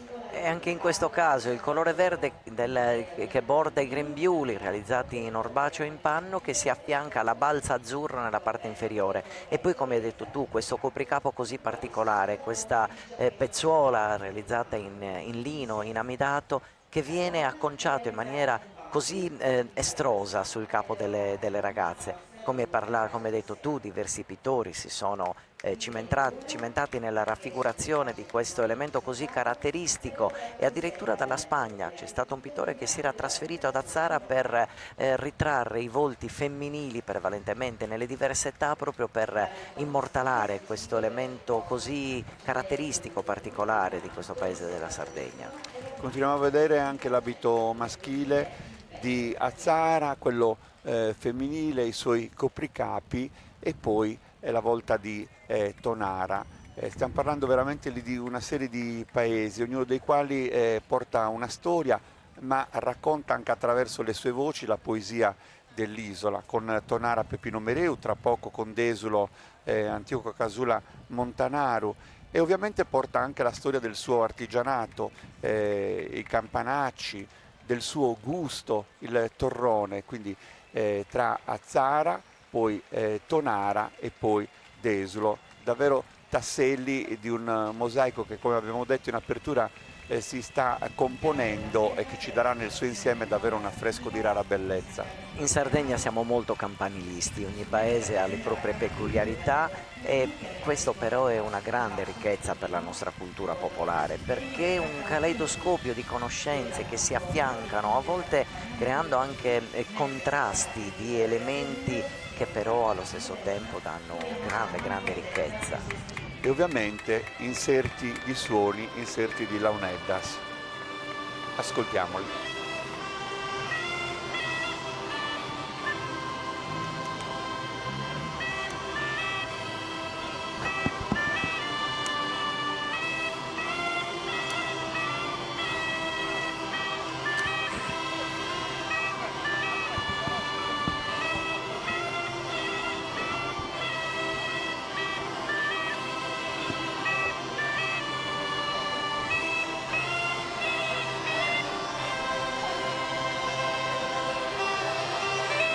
L'ordinamento popolare femminile di Giovanna si compone della scioglia di lana con 1000 frange, da un mantello impreziosito da capo. Vediamo Tonara Peppino Mereu, uno dei maggiori poeti in lingua sarda, che in soli 29 anni di vita è riuscito a lasciare tracce della sua presenza grazie a una vasta produzione poetica. Cantore amaro, appassionato, è stato colui che ha dato voce anche all'emarginazione dei sardi, ha consegnato ai posteri versi da intonare, e ovviamente i cori polifonici, i rappresentanti del canto a tenore, ma anche gli interpreti dell'altra musica, quella che si è arricchita di nuove sonorità, hanno trovato nei versi di Mereu, oltre che attualità, anche una musicalità insita. E poi dopo Tonara è la volta di Desulo, di queste donne. Scriveva Pietro Pancrazzi, hanno serbato tutto il loro costume, e uniche, forse in Sardegna lo indossano fin da piccine. Per esso le bimbe acquistano un buffo sussiego da comarine, mentre le adulte ne sono ringiovanite, specie per l'allegria delle cuffie colore scarlatto con guarnizioni di azzurro e di giallo. Desulo è un paesino che in Sardegna fa macchia, resta da parte come un garofano dentro un mazzo di cardi. Io quest'anno ho avuto la possibilità di essere presente a Desulo nel corso della settimana santa, ed è stato bellissimo poter vedere da vicino non solo lo sfoggio di questo abito tra i più belli e riconoscibili dell'isola, ma soprattutto poter testare con l'anima l'attaccamento forte dei desulesi alle loro tradizioni, questo spirito forte che li lega davvero alla loro terra e alla loro storia. Cosa possiamo dire di Desulo? Guarda, è meravigliosa la scelta anche delle donne di indossare un'acconciatura inusuale, perché le due trecce riportate sul davanti sono un elemento che caratterizza le donne desulesi. La gonna non è più una gonna plissettata, ma ha una forma particolare, perché è un rettangolo ripiegato sui fianchi nella parte posteriore. Come vediamo, i ricami sono straordinari, perché questa contrapposizione di colori, dove il giallo del ricamo si contrappone a questo rosso aranciato indossato dalle donne. Il giacchetto maschile bisogna riconoscere che è una evoluzione di quello che era l'abbigliamento femminile, perché anticamente questo sugillette, così viene chiamato ad esulo, non era così ricco, è stato nel tempo si è arricchito per affiancare quello femminile. E poi questo copricapo, tu hai parlato della cuffietta, ma poi c'è questo copricapo in seta che veniva indossato e viene indossato nelle occasioni religiose dalle donne, dalle prioresse, in occasione delle processioni più importanti del paese. Saluto Luca Nonnis, tra l'altro, che ha curato proprio accanto ovviamente alla chiesa, alle testimonianze storiche della sua comunità, anche lo statuto che adesso sancisce proprio tutto ciò che riguarda le prioresse, che davvero meriterebbero una diretta a parte proprio per raccontare la bellezza di ciò che rappresentano per Desulo. Barisardo, siamo in Ogliastra. Ogliastra, nei paesi che si affacciano sul mare dell'Ogliastra, perché c'è una differenza tra l'abbigliamento marino e quello montano della subregione ogliastrina.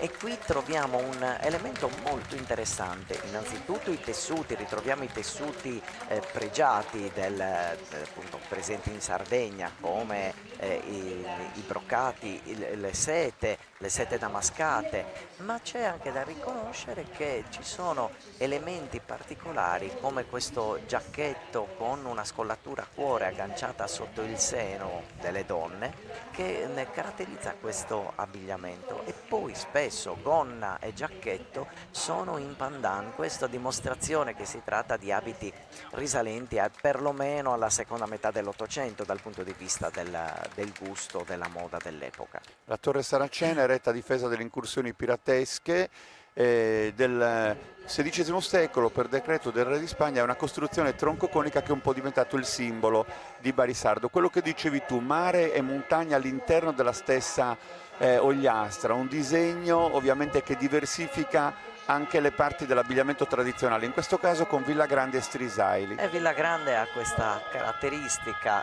determinata dal fatto che il capo femminile è avvolto in un grande scialle in tibè di lana marrone con le lunghe frange lavorate a macramè, sovrapposto ad una pezzuola realizzata in panno rosso e bordato dalla seta nera, con questo gioiello, il gancior de Vrenu, così chiamato, gioiello in argento lavorato in filigrana, che aveva una funzione pratica ma allo stesso tempo diventava elemento decorativo. Ritroviamo rispetto a quanto abbiamo visto per Barisardo questa scollatura del gilet, ma i colori sono cambiati completamente, il color castagna, il marrone, il viola, sono elementi che caratterizzano l'abbigliamento di Villa Grande Strisaili.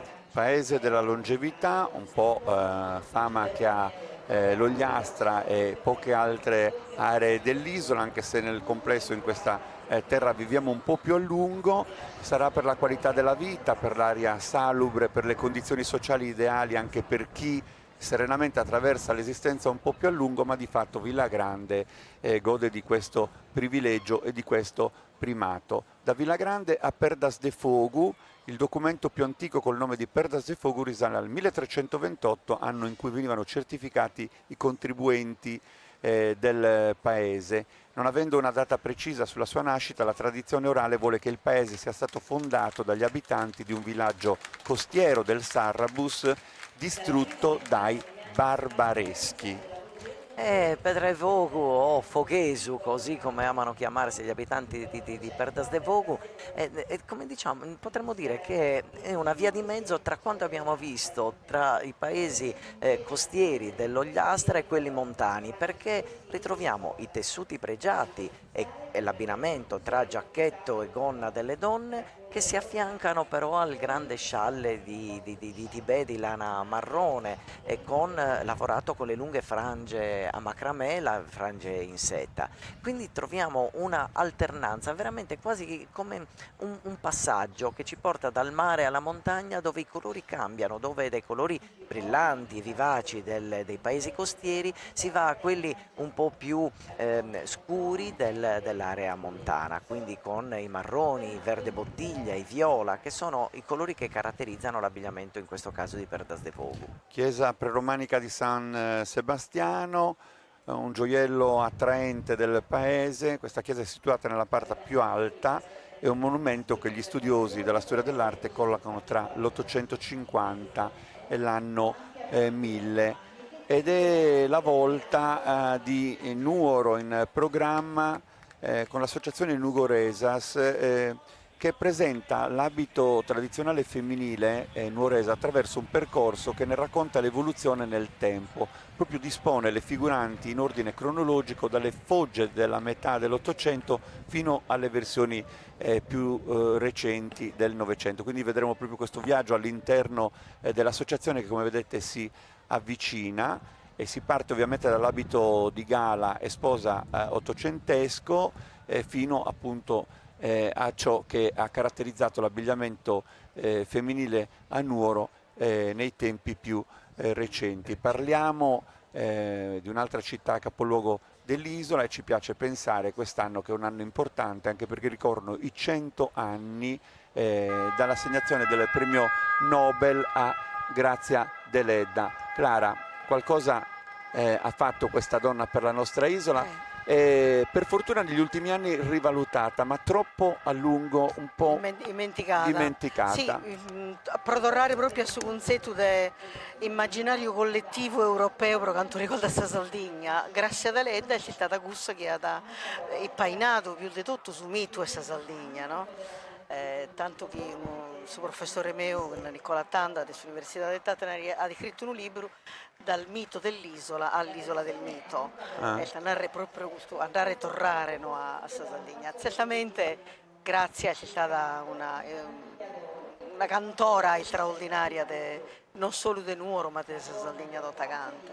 E c'è da dire che Grazia Deledda è lei stessa forse il romanzo più bello che ha scritto, perché questa donna che propone anche una storia di riscatto, di rivendicazione, in un periodo non facile, lei scrive d'amore, scrive temi particolari, li ambienta nei nostri paesaggi grazie ai quali il mondo comincia a vedere una Sardegna che non conosce e che ha voglia di scoprire nel tempo, e lei stessa figura importante e di grande coraggio.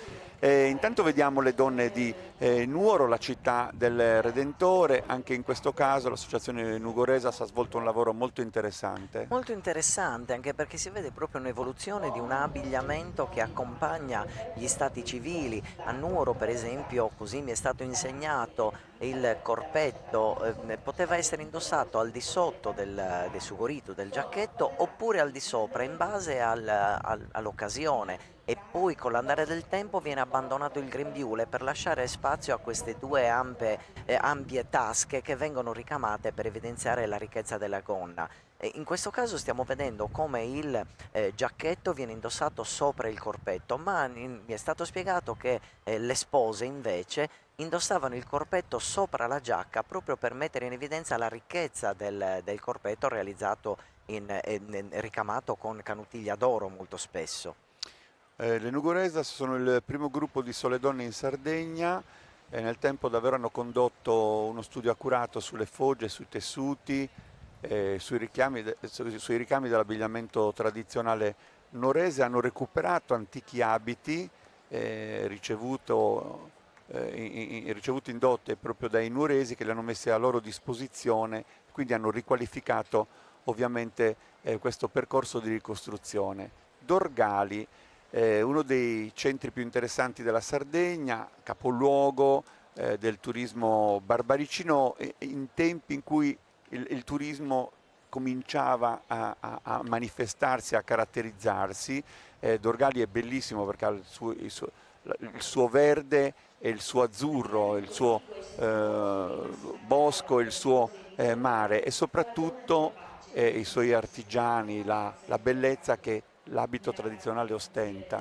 Guarda questa pettinatura così particolare che indossano le donne. Realizzano due crocchie al capo della testa, nella parte posteriore, che vengono avvolte in un fazzoletto, ed è una pettinatura, Soscucos. esatto, soscucos, che è una pettinatura assolutamente unica, particolare. Le donne più anziane tiravano talmente i capelli che nell'andare del tempo la parte anteriore si diradava, e però questa tradizione è stata conservata anche dalle donne più giovani, questo per evidenziare quanto si tenga anche a questo piccolo dettaglio. E poi ci sono i gioielli dorgalesi realizzati in filigrana d'oro, che sono una delle ricchezze della nostra isola, delle quali andiamo più orgogliosi. E però hai notato come l'affacciarsi sulla costa porta sempre alla varietà dei tessuti, mentre i paesi più all'interno si regolano ricamando, quindi creando la ricchezza attraverso il lavoro delle proprie mani. Nei paesi che stanno intorno alla costa invece sono i tessuti che prendono il sopravvento e vengono mescolati in maniera unica e particolare. Intraprendere un viaggio nella storia di Dorgali significa imbattersi nella vocazione artigiana del borgo e nelle botteghe che profumano di antichi saperi, dove nascono gioielli in filigrana, le ceramiche, i tappeti, la pelletteria. Davvero i dorgalesi sono maestri nelle diverse arti. E poi Biti, il centro più importante della Barbagia settentrionale, che offre poli d'attrazione importanti come la storia, l'archeologia e le tradizioni. Ci viene in mente e all'orecchio subito il suo canto antico, ma agli occhi anche le danze composte ed eleganti e il meraviglioso vestiario. L'abbigliamento è straordinario, questa intersezione di tessuti diversi, dal terziopelo ai broccati, dai ricami, anche a piccoli frammenti di tessuto che vanno ad impreziosire questi abiti, dove su zippone con la gonna, che non è una gonna ampia, morbida, ma è plissettata e rimane quasi rigida, però con questi inserti geometrici che la rendono veramente una ricchezza per gli occhi. E tutte queste cose le si vede in maniera anche forse minore ma molto dettagliata anche nell'abbigliamento maschile, dove il colore nero è il colore prevalente, ma impreziosito con piccolissimi ricami che lo rendono assolutamente particolare e ricco. C'è un piccolo dettaglio che mi è stato raccontato da quelli che sono veramente esperti di questi abbigliamenti, di queste fogge, è che veniva indossato spesso dalle donne nubili, veniva indossata una gonna che fuoriusciva dalla gonna, una sottogonna in pizzo che fuoriusciva, che stava ad indicare che si trattava appunto di una ragazza nubile. Oliena, Uliana, quando scende la sera e sui monti di Oliena si accende la faccia rosa della luna, pare che sulla terra si rinnovi la visione del paradiso terrestre. È Remo Branca che così scrive in Sardegna Segreta nel 1964. Lo abbiamo detto tante volte, viaggiatori, poeti, artisti, scrittori, tutti facendo tappa in Sardegna hanno voluto incontrare Oliena e ne sono andati via anche con una felice visione dei suoi abitanti, sempre aperti, ospitali, cordiali, da Gabriele D'Annunzio a Carlo Levi a Elio Vittorini. E Oliena poi è anche in questo caso per il patrimonio vestimentario è un'eccellenza che subito si identifica e si qualifica. I suoi scialli. Gli scialli ricamati in canutiglia d'oro, in filo d'oro, sono una delle ricchezze più importanti della nostra tradizione popolare dal punto di vista vestimentario. È un abito che si è evoluto nel corso del tempo, perché abbiamo testimonianze più antiche che ci rappresentano una foggia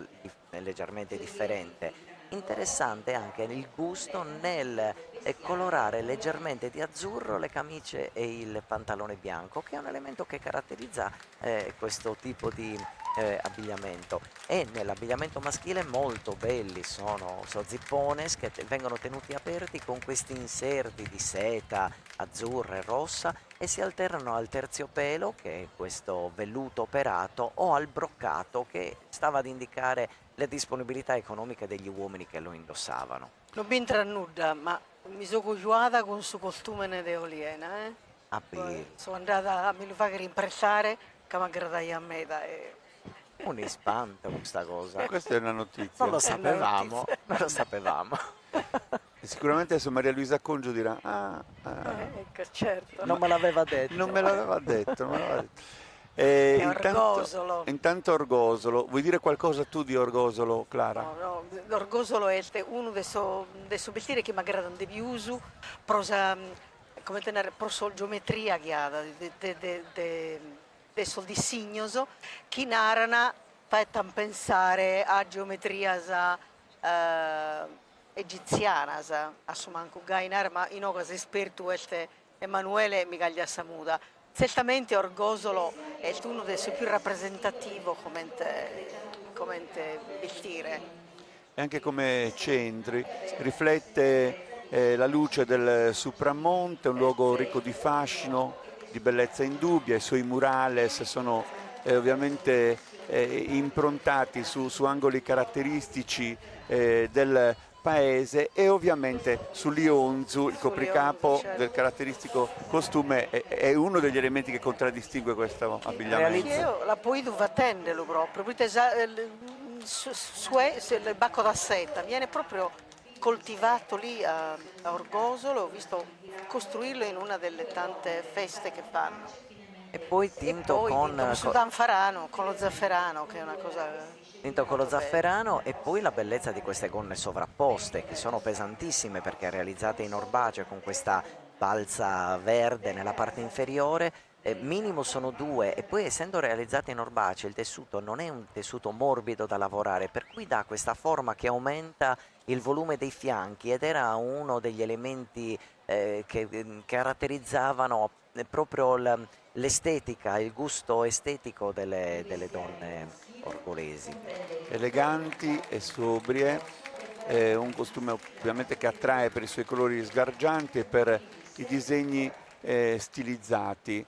Orgosolo davvero è uno degli scrigni di quest'isola che ha saputo conservare la memoria, e nello stesso tempo della sua cultura è riuscita a creare anche attrazione, perché è una delle mete turistiche più ambite. Chi arriva qua vuole trovare in Orgosolo quell'autenticità che ricerca nell'aspettativa appunto del viaggio. Da Orgosolo resteremo comunque nella provincia di Nuoro, perché è Tiana protagonista, importante anche per quella che è stata l'economia locale, costituita dalla produzione dell'orbace, il pesante tessuto in lana con cui in Sardegna si confezionano alcuni capi dell'abbigliamento tradizionale invernale. Ancora oggi si conserva sul fiume che scorre nel fondale dei pressi del paese un'antica gualchiera ad acqua adibita alla follatura dell'orbace.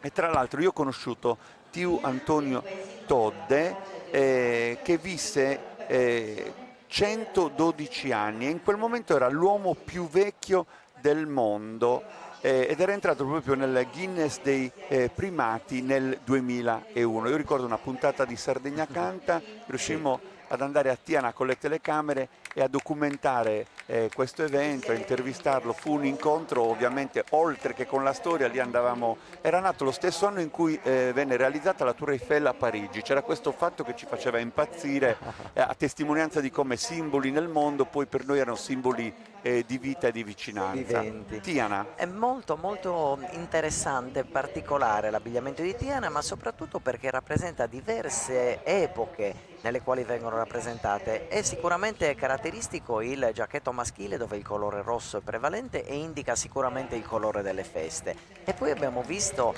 sfilare diverse fogge vestimentarie con diversi copricapi, che sono quelli che caratterizzano di più i momenti della festa rispetto alla vita quotidiana.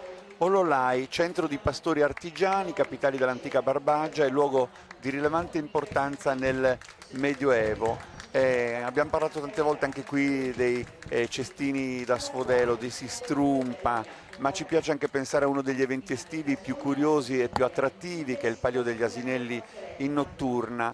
E Ololai davvero con le sue danze su Ballutundu e Indassa, col suo abito tradizionale, anche qua ci restituisce una fotografia unica. È meraviglioso anche quest'abito, anche qui si tratta di geometrie che si sovrappongono, ma questo copricapo così particolare che cambia la forma del capo femminile, che viene coperto con gli scialli, con i veli, ma è anche questo un accessorio dell'abbigliamento meraviglioso, perché è realizzato interamente in broccato, così come i giacchetti indossati dalle donne, i colori scuri sono subentrati rispetto ai colori più vivaci in un secondo momento, questo a indicare che la moda esterna ha lasciato un'impronta molto forte anche nell'abbigliamento tradizionale sardo. E con Bono passiamo al Gocciano, quindi c'è un taglio netto tra la Barbagia e un'altra regione della nostra isola. Sono 9 i centri che vanno a formare il Gocciano. Il Tirso attraversa il territorio e lo divide in due: da una parte la catena del Gocciano con Sa Costera, la cima più alta del Monte Raso che sovrasta proprio Bono che vediamo passare, e dall'altra la piana di San Saturnino con le ampie distese di Pascolo e i centri di Nule e Benetutti. L'abbigliamento tradizionale del Gocciano, come dire, detta una moda per tutti i paesi che compongono quella subregione. È interessante anche in questo caso il copricapo femminile che dà questa forma particolare alle donne con questa tiazzola, questa tessuto che viene inamidato. San Michele Arcangelo e Giovanni Maria Angioi, le due associazioni che davvero nobilitano anche l'ambito tradizionale e culturale di questo centro, che è il capoluogo del Gocciano. Giovanni Maria Angioi fu al centro dei moti politici antifeudali alla fine del Settecento, nacque nel 1751 e venne esiliato a Parigi, dove morì in difesa dei valori di libertà e di uguaglianza. Qui abbiamo cambiato zona perché siamo arrivati ad Ozieri con gli eleganti abiti in tessuti pregiati e poi questa gonna riportata che ritroveremo in tanti abiti del nord Sardegna, dell'Ogudoro, ma anche dell'Anglona o della Gallura. E questa gonna riportata sul capo che non diventa più soltanto un capo d'abbigliamento che serviva per proteggere dal freddo, ma spesso diventava elemento di eleganza, un motivo quasi un vezzo. A Cavincordo si narraiata. Sta capita a Cavincordo. Associazione culturale Sonus de Canna, esperienza culturale e musicale di Sonus de Canna ha avuto inizio a Ortacesus nel 1978 presso la scuola laboratorio di Dionigi Burranca, grande maestro di Laonedas. Ascoltiamo anche in questo caso un frammento di questo concerto corale.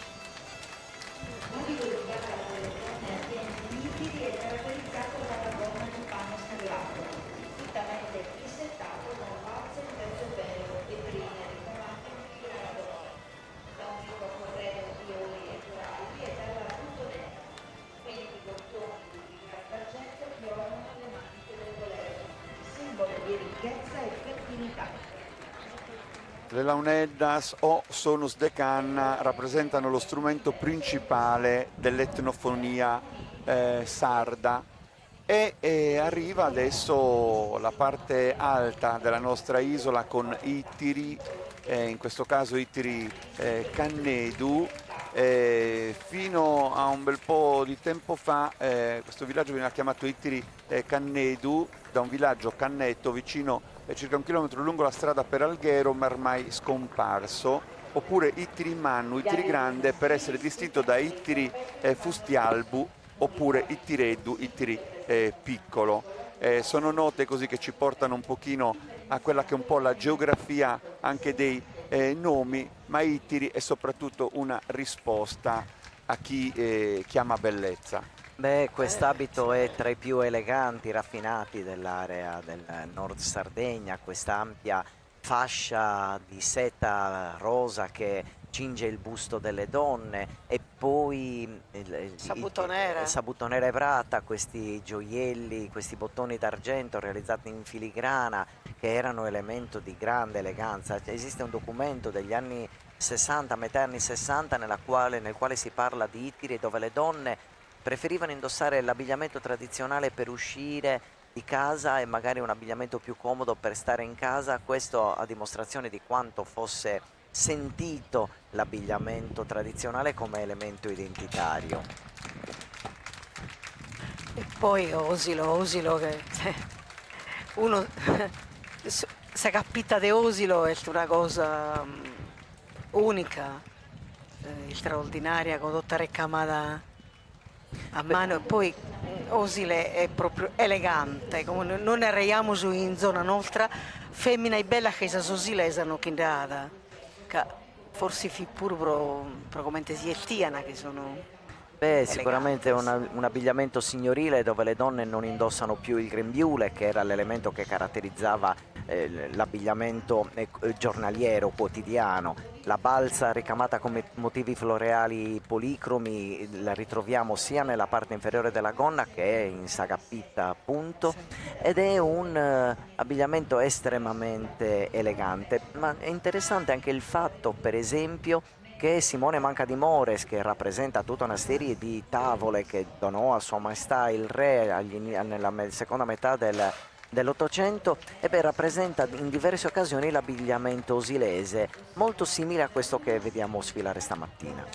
Nella parte più alta del paese svetta dal 1200 il castello fortezza dei Malaspina, e da lì si possono vedere anche panorami incantevoli, ammirarli. E lo diciamo sempre in occasione della cavalcata sarda, Clara, quando ci ritroveremo il 17 di maggio, quindi tra poco, quando sono arrivate le donne di Casa Savoia, hanno voluto poi indossare in diverse occasioni gli abiti tradizionali dell'isola, da Senori a Osilo a Nuoro. Ci sono dei ritratti che ci restituiscono proprio queste testimonianze. E poi Sassari, capoluogo della provincia, seconda città della Sardegna, città ricca di tradizione e di storia, appunto a proposito della cavalcata sarda, ma anche dei candelieri. E le associazioni di Sassari, in tempi abbastanza recenti, anche se comincia ad avere una storia, hanno rimesso insieme le parti dell'abbigliamento tradizionale, e in particolar modo questo berretto piegato in 3 centri concentrici, rosso e nero, ed il corpetto di scarlatto con bottoni d'argento sulle maniche. Alcuni, i popolani abbienti, indossavano su Gugliettu la sopravveste di pelle ben conciata color zafferano, e qualcuno di loro ovviamente anche in questa circostanza lo indossa. Anche in questo caso sono state fondamentali le stampe e le riproduzioni iconografiche che hanno dato un'indicazione precisa, ma poi c'è il lavoro di Gianmario De Marquez, che è un grandissimo studioso dell'abbigliamento tradizionale, che ha tenuto particolarmente a far sì che la città di Sassari avesse un suo abbigliamento tradizionale, e come avveniva per Cagliari, in base all'appartenenza a determinati mestieri che venivano svolti in città, l'abbigliamento caratterizzava questi mestieri, appunto. Paese dell'Ugudoro, dista 20 km da Sassari, ha origini legate all'arte della ceramica, si chiama Figulinas proprio perché deriva dall'arte figulina il gruppo folk, l'associazione culturale che rappresenta Florinas. E anche qui abbiamo l'eleganza del Logudoro, con colori sobri ma allo stesso tempo di taglio estremamente elegante. I ricami, i tessuti, le sete, i ricami con motivi floreali policromi, le sete, sono elementi che lo caratterizzano, e come sempre il colore rosso e i veli stanno ad indicare che si tratta di abiti da sposa. È interessante come il seno femminile venga coperto con questa sorta di sciarpa. di sciarpa, di stola, anche in questo caso ricamata con motivi floreali. Per quanto riguarda l'abbigliamento maschile, vediamo l'alternarsi del gilet in panno nero, spesso con doppia fila di bottoni, o comunque dove il doppio petto è elemento caratterizzante. Questo perché molto spesso questo capo d'abbigliamento durava per l'intera vita, perché quando si consumava la parte più esterna veniva sovrapposta al rovescio. E da Florinas a Sennori, anche in questo caso lo abbiamo citato poc'anzi, un abito sempre molto ammirato per la bellezza, per questi copricapi, per anche l'appariscenza dell'abito tradizionale sennorese. Tra gli elementi caratterizzanti più belli ci sono queste maniche lavorate a ricamo d'oro, oppure in alcuni casi con motivi floreali policromi, e interessanti sono anche i grembiuli che vengono ricamati sia con il filo o a volte anche dipinti. E poi, come abbiamo detto, per altri paesi c'è questa gonna che viene riportata sul capo. Probabilmente Clara in questo caso ha anche notizie più puntuali perché insomma era un elemento caratterizzante degli abiti del nord Sardegna. Sì, ma ammento che mia nonna mia, io da proprio questa bunnetta a Pinnica Sanaramos, e quando devi andare a casa basta io sa un'edda in codo proprio se la poneva in conca e gasi fidi cucuzzata bastante per andare a fora a Ramos per andare a casa e andiamo bunnetta a capo in codo. E poi la più bella è, l'esempio più bello è questo dei Nuivi e dei Tempio, che hanno questa bunnetta rivoltata in conca. Tra Sassari e Alghero sorge Uri, centro del Basso Meilogu, e ovviamente anche in questo luogo la tradizione impera. Anche qui abbiamo visto un lavoro di ricerca interessante di cui ovviamente si fa portatore l'associazione che vediamo sfilare di fronte alle nostre telecamere. Abbiamo visto la moda dettata da Ittiri, che aveva quest'ampia fascia rosa sul busto femminile, e in questo caso invece questa fascia è stata sostituita in maniera ancora più ricca, dove il ricamo è elemento fondamentale. Nell'abbigliamento maschile dobbiamo parlare del fatto che a partire dagli inizi del Novecento molti uomini decisero di abbandonare Sarragas, il pantalone bianco con il gonnellino, per scegliere di indossare l'abbigliamento col pantalone tubolare, che viene portato appunto da quando gli uomini sardi iniziano a frequentare il continente, diciamo così, e quindi importare la moda italiana, che si sovrappone, si affianca a quella che era il gusto per l'abbigliamento tradizionale. Molto interessanti sicuramente sono anche i veli ricamati che vengono indossati dalle donne e poi i gioielli. Molto particolare ci sono le maniche dei giacchetti dai quali fuoriesce la camicia. Questo era un elemento sia di gusto estetico, ma che andava a come dire, risolvere un problema di mancanza all'epoca di conoscenza della geometria nella realizzazione dei capi d'abbigliamento, e quindi consentire un maggiore movimento delle articolazioni. Ora ci siamo spostati a Nulvi, In Anglona? e questa appunto l'Anglona. Clara, questa è zona tua, diciamo. Ti posso narrare che dei Nuivi, come te narreresti pure uso oggetto di studio da parte di un giocatore che va in Nuivi e che si studia proprio bene su costume. È quello Ed che... si sta similizzando una pagatotta sanglona, su ultima tessi, fidi simizzante, con vide se sa un da cavincodu, che narrano le rondinelle di Nulvi. Che questo contrasto tra bianco e nero. Tra il bianco e il nero, dove il nero bisogna ricordare che è un colore che prende piede in Sardegna a partire dalla seconda metà dell'Ottocento, quando diciamo che è un po' la borghesia che porta questo gusto del colore scuro per caratterizzare l'abito elegante. Ancora oggi si usa dire che quando una persona è estremamente elegante indossa l'abito nero, mentre in passato l'abito nero era l'abito della vedovanza, e questo quindi crea questa doppia chiave di lettura. Ci avviciniamo alla Gallura, così come ci stanno dettando le immagini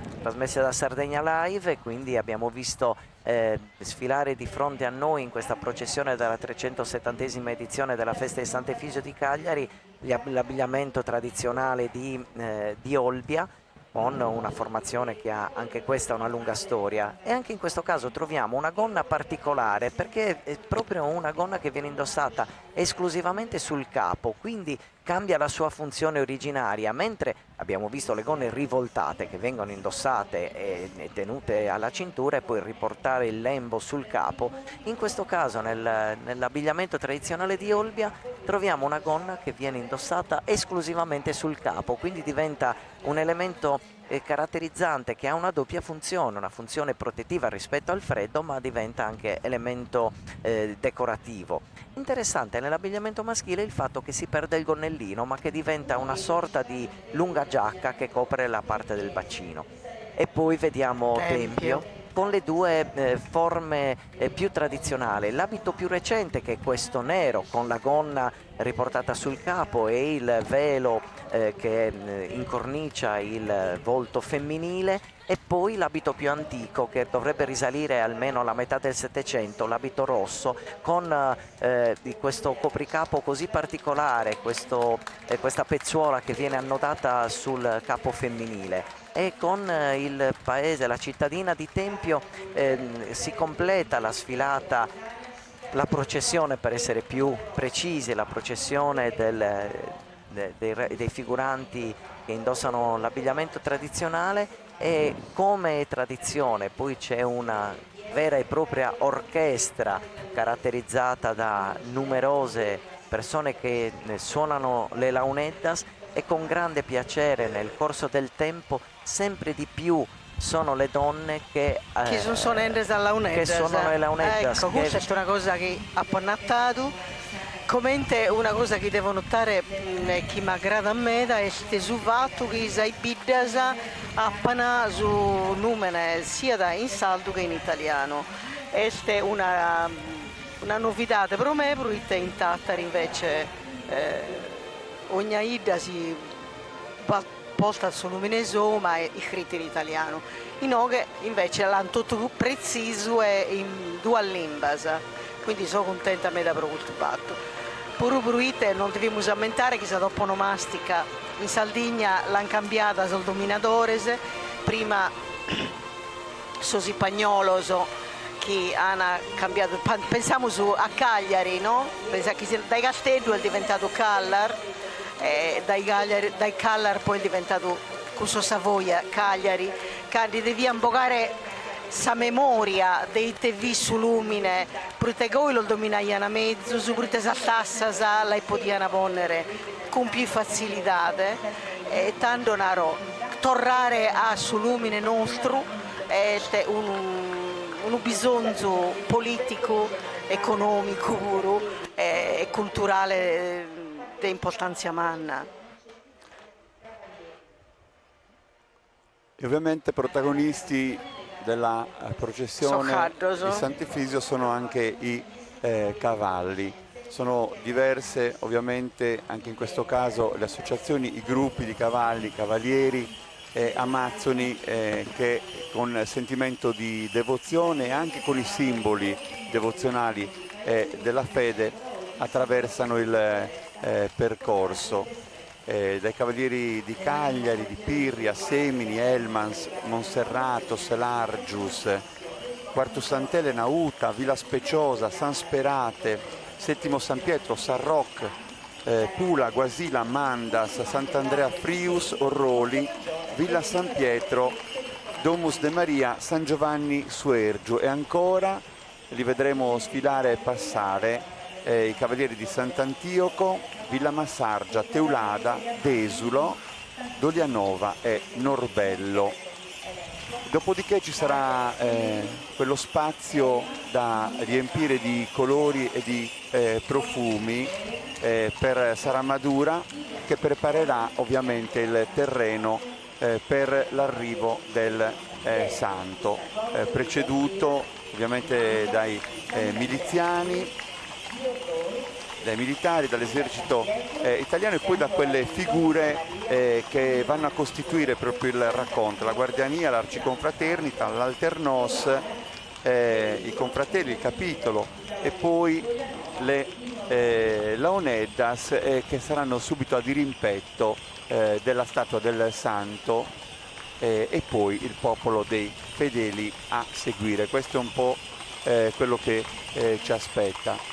Tra poco dovrebbe raggiungerci in postazione l'arcivescovo di Cagliari, Monsignor Giuseppe Batturi, che ha messo in evidenza il fatto che Sant'Efisio testimonia che è possibile costruire pace e dignità per i popoli, quindi sempre un occhio attento sulla realtà e sulla fede che è chiamata in causa ad avere uno sguardo, un ruolo più attento in un momento così difficile come quello che stiamo attraversando, caratterizzato da tanti conflitti accesi, conflitti di guerra accesi in diverse parti del mondo, diversi dei quali non lontani da noi. Il cavallo, si dibatte molto sull'origine del cavallo in Sardegna, si può parlare di un cavallo sardo come di un animale autoctono, per aver raggiunto l'isola ancora libero e selvaggio attraverso gli spazi di terra che la univano al continente milioni di anni fa, oppure si dice fu importato già allo stato domestico da uno dei tanti invasori. Anche qui ci si abbandona a teorie per le quali è difficile trovare risposta. Ci sono diverse teorie sull'argomento, ma si sostiene che l'ipotesi di un irraggiamento del cavallo sardo direttamente dall'Africa possa essere una delle spiegazioni più plausibili. In molti casi la fauna sarda ha maggiori affinità con la fauna africana che non con quella europea. Di fatto il cavallo che vive da sempre in Sardegna è sicuramente di origine orientale. Ecco, quando questa tradizione si annoda, dà risultato straordinario, perché è una tradizione che rende pure a cambiare e a noi stare sempre viste queste stesse cose. Beh, in questo caso, femmina sa caddu non hanno nulla da invidiare a soccaderi, come alla un'edera non hanno da invidiare, penso nulla a sosomine che vi sono alla un'edera, i tenerades. Ci sono alcune associazioni che hanno scelto di far sfilare le ragazze facendole, le donne, facendole sedere così come si usava anticamente, ossia a simposella, sedendosi appunto da una parte, mentre quella che è la posizione che utilizzano la maggior parte delle donne non era quella che tradizionalmente veniva utilizzata in passato, perché era considerato un elemento sconveniente il fatto di sedersi a cavalcioni sui cavalli. Però è interessante sicuramente e di grande impatto visivo la presenza delle amazzoni, delle donne che procedono per questa festa di Sant'Efisio. Una comunicazione tecnica alla regia, ci potete abbassare un po' il volume in cuffia? Vi ringrazio. Detto questo, continuiamo a vedere il passaggio di cavalli, cavalieri e amazzoni, anzi ascoltiamo un po' il suono di questo passaggio, perché davvero è una delle parti più caratteristiche del racconto e della processione di Sant'Efisio.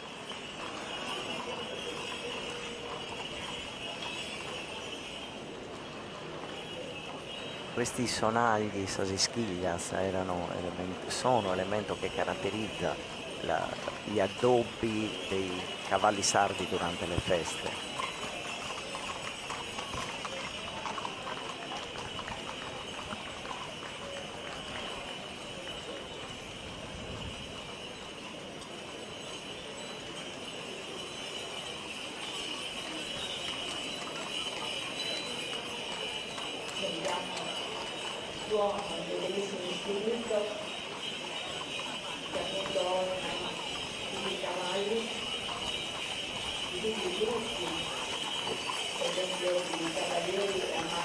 Naras poeta, mi vioccoso e nastroso e ischiglias, cosas che nos ponian fogo e briu, a io che intanto allegro iscampaniu che tanto nos torramos a misciare.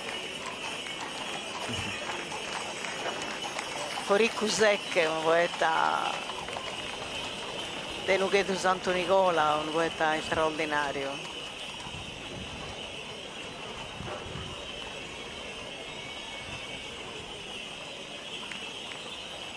E anche il passaggio dei cavalli ovviamente segna con questo suono un momento significativo di questa 370esima edizione della festa di Sant'Efisio. Del resto da sempre la Sardegna è terra di cavalli e la storia delle tradizioni equestri dell'isola cammina di pari passo con la storia dei sardi. Una vita quotidiana, quella del popolo sardo, che è sempre stata segnata nel suo cammino millenario dalla presenza del cavallo, nel lavoro come nello svago. Questo felice connubio ha prodotto tante storie, alcune delle quali sono arrivate immutate fino ai nostri giorni. Abbiamo parlato dei viaggiatori di Sardegna che, varcando il mare, arrivando fino a noi, rimanevano stupiti proprio della varietà dei paesaggi, delle lingue, degli usi, dei costumi e anche di ciò che costituiva la perizia, l'ardimento dei giochi che i giovani del paese improvvisavano in sella ai loro cavalli, perché soprattutto nei villaggi in occasione di feste religiose o civili veniva allestito uno spettacolo equestre all'interno dell'abitato, a volte con corse all'anello, a Sapudda, oppure con esercizi di abilità, con le pariglie che vedevano in sella quelli un po' più coraggiosi che disegnavano queste figure, allora in maniera spontanea, oggi attraverso manifestazioni organizzate. E questo ovviamente è un altro degli elementi che ci riconduce alla storia del cavallo in Sardegna. Non c'è paese, non c'è luogo abitato nell'isola dove non ci sia un carnevale da raccontare, una festa da celebrare, ma anche un legame che unisce chi abita ai cavalli a cui non potersi riferire. Cavallo, tradizione e cultura, ma in questo caso anche cammino di fede. Ascoltiamo ancora questi passaggi. Avere un cavallo era una rappresentazione del proprio status sociale, del potere economico e anche da parte della comunità, come dire, difendere anche la propria società. Una delle grandi tradizioni in Sardegna era anche quella della decorazione delle selle con i finimenti che andavano ricamati, e questa è una delle cose che mette in evidenza la grande passione che ancora oggi permane nei sardi per questo animale così importante per le nostre comunità. È uno degli aspetti che caratterizza non soltanto la processione di Sant'Efisio, ma come abbiamo detto, Clara, a Sassari tra qualche settimana ci sarà la cavalcata sarda, che mette in evidenza proprio l'aspetto della figura dei cavalieri con i loro cavalli. Questo animale che più ammaseta da saoche umana, non era anche sia su cadro proprio. Questo animale più intimo con somine. E la partecipazione dei cavalli, come ha detto giustamente, come hai detto tu Giuliano pochi istanti fa, la presenza dei cavalieri e dei cavalli nelle ardias, nelle dimostrazioni da parte dei tanti cavalieri che mettono in evidenza la loro capacità nel dominare questo animale, che si lascia dominare fino ad un certo punto, però poi nel momento in cui nasce un rapporto forte tra il cavaliere e l'animale è una cosa che è appunto assolutamente unica e particolare. Qui nella via Roma qui si sta preparando per Saramadura, come abbiamo detto, questo rito con lo spargimento sulla via Roma di fronte a Palazzo Baccaredda, il palazzo storico del comune di Cagliari, la preparazione per l'arrivo del santo con i petali dei fiori, e nasce questa urgenza da parte delle diverse persone per appunto preparare la strada affinché il santo venga accolto nel miglior modo possibile. Come vediamo sono le persone che indossano l'abbigliamento cagliaritano a iniziare questo percorso.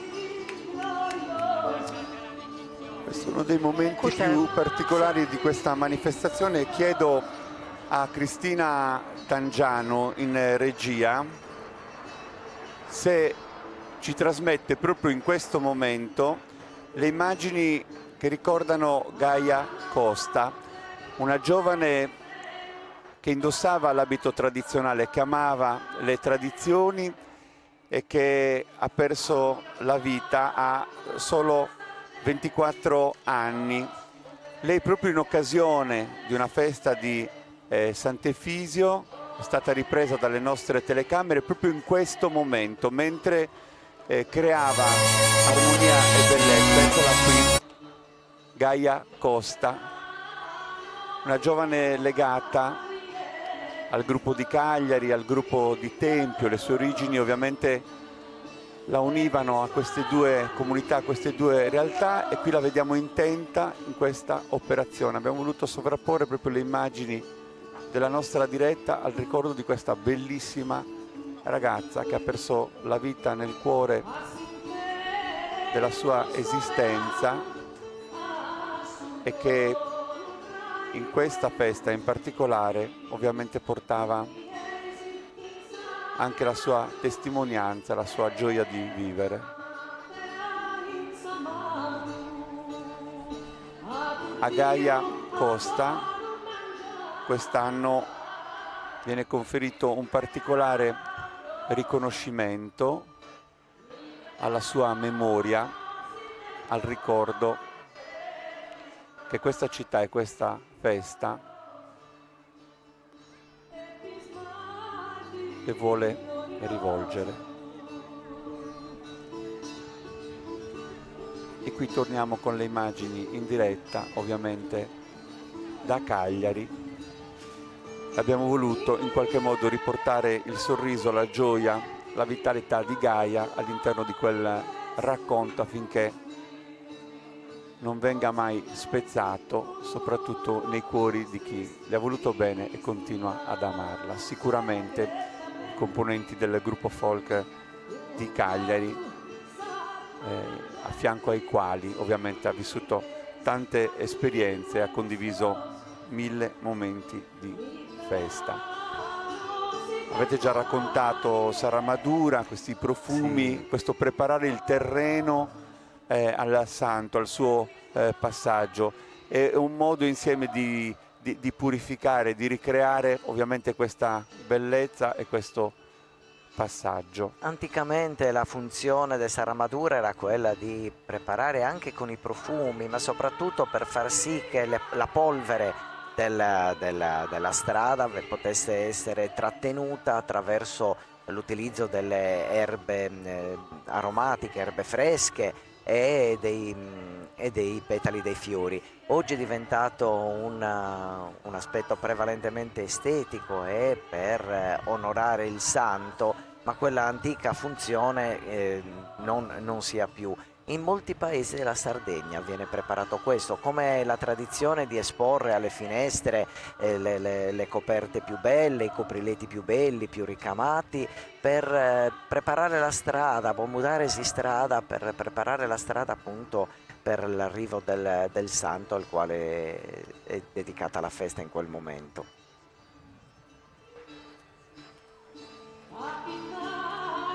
Ascoltiamo il canto che in questo momento ovviamente si leva con la voce di Elena Ledda.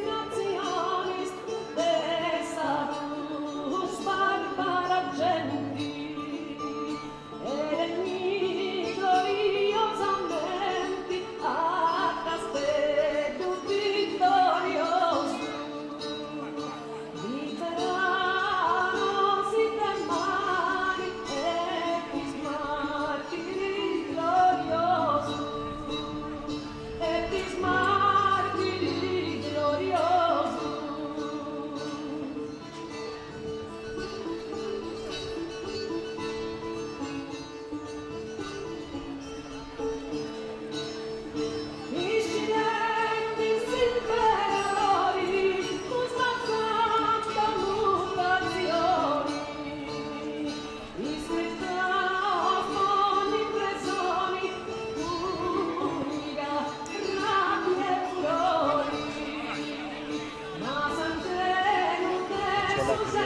Giuliano di vedere come sarà quest'anno questa festa di Sant'Efisio con il santo trasportato a spalla e non più dal cocchio dorato trainato dai buoi. Avremo questa novità particolare, accolto comunque qui nella via Roma dal numeroso pubblico, da tutte le rappresentanze della nostra isola con l'abito tradizionale. Ma ad essere un santo più intimo, ad essere un santo che si dà in cara e non, e non dai sbacconito, dai suidru del suo baldacchino, del suo cocchio.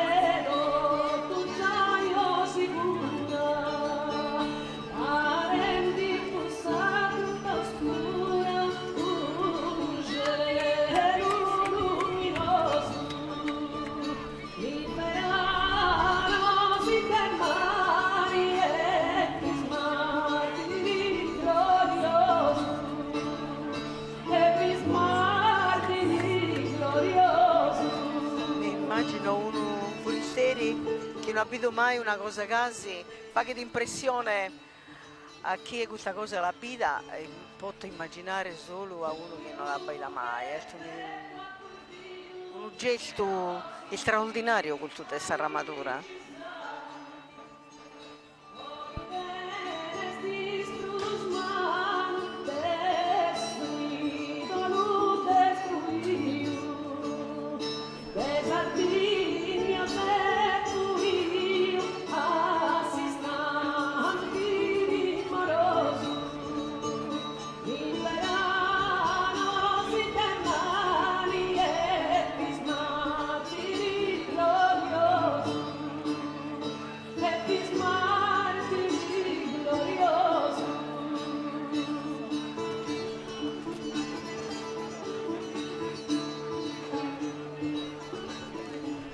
Migliaia di petali, abbiamo voluto che fossero le immagini a dare la voce a questo silenzio e alla voce di Elena, che ovviamente con questo canto ha reso suggestivo il momento.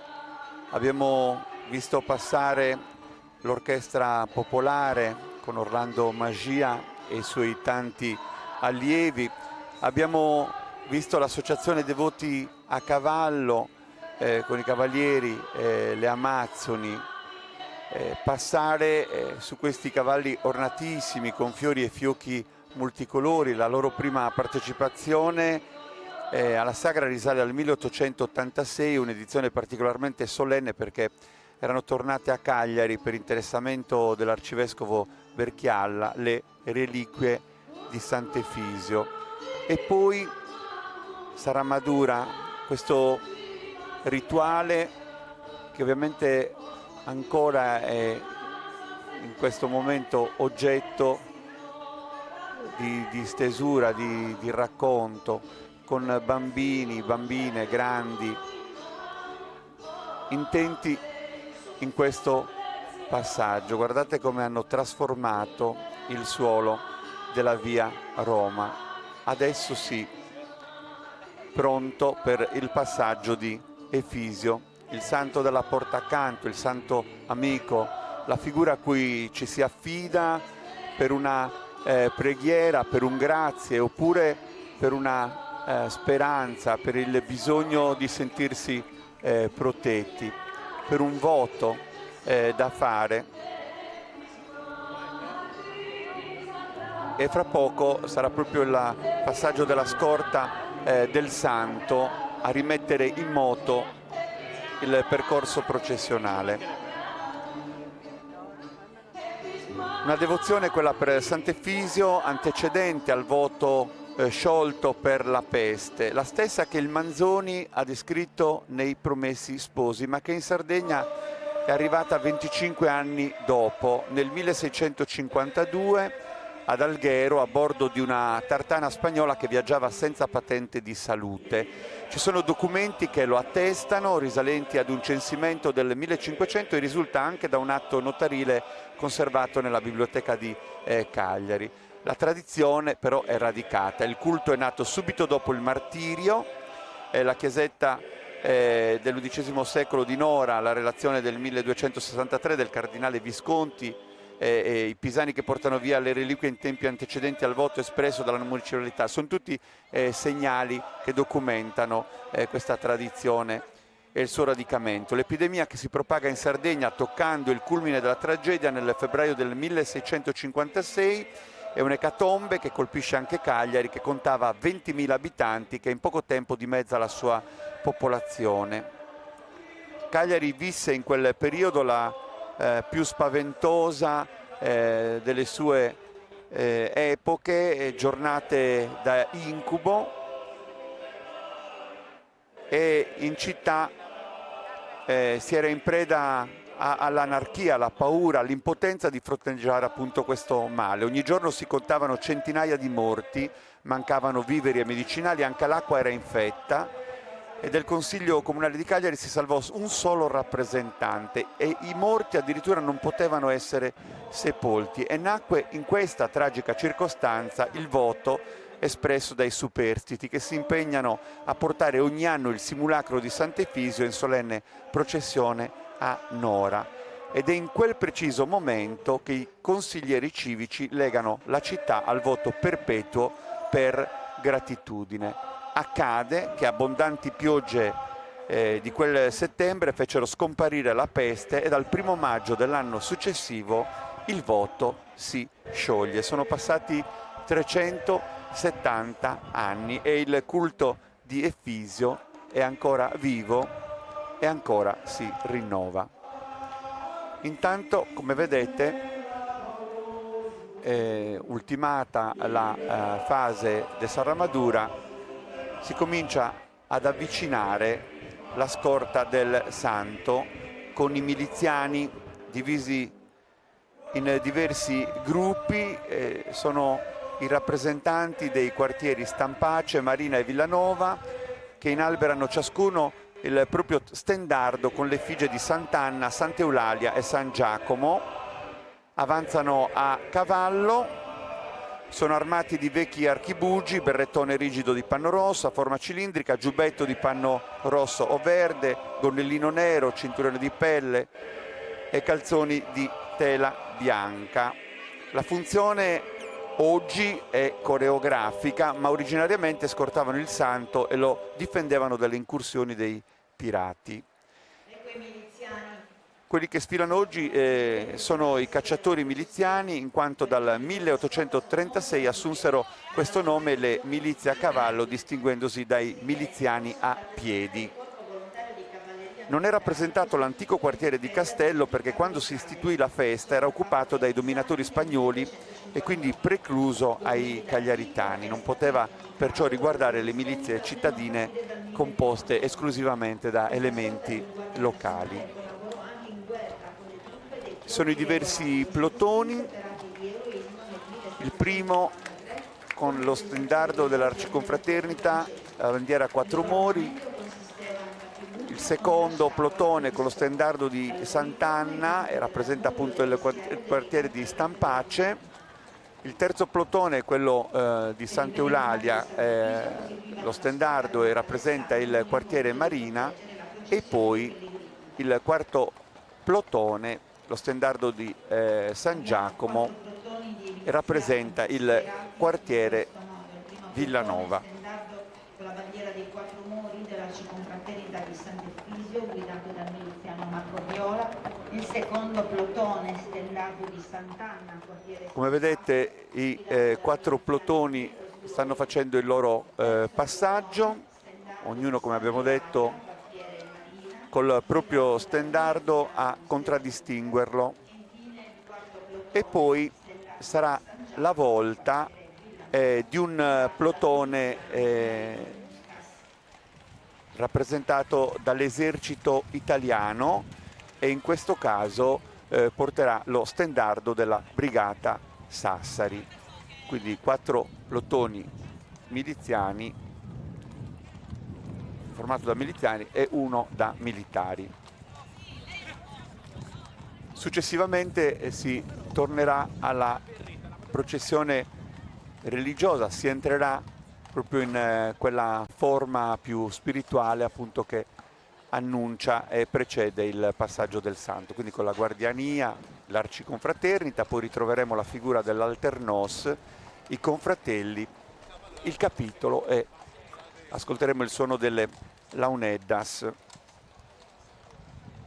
Ovviamente le launeddas, Emanuele, ci riportano anche a Luigi Lai, che quest'anno compie una importante età, perché continua negli anni a guadagnare energia. Io l'ho sentito un paio di giorni fa perché il Comune di Sassari, in occasione della cavalcata sarda di quest'anno, la 75esima edizione, conferirà sul palco della festa un premio alla carriera al re assoluto delle launeddas. Assolutamente, Luigi Lai ha fatto un lavoro straordinario e incredibile, perché negli anni 70 questo strumento era uno strumento che quasi si stava perdendo, e lui, insieme a altri pochissimi suonatori che erano rimasti in Sardegna, si sono posti il problema che questa cultura musicale non andasse persa. Tu hai parlato del progetto del 1982 fatto qui al Comune di Cagliari, ed è probabilmente da questa idea della salvaguardia dello strumento che oggi abbiamo centinaia di giovani che si avvicinano allo studio di questo strumento, che è difficilissimo, innanzitutto perché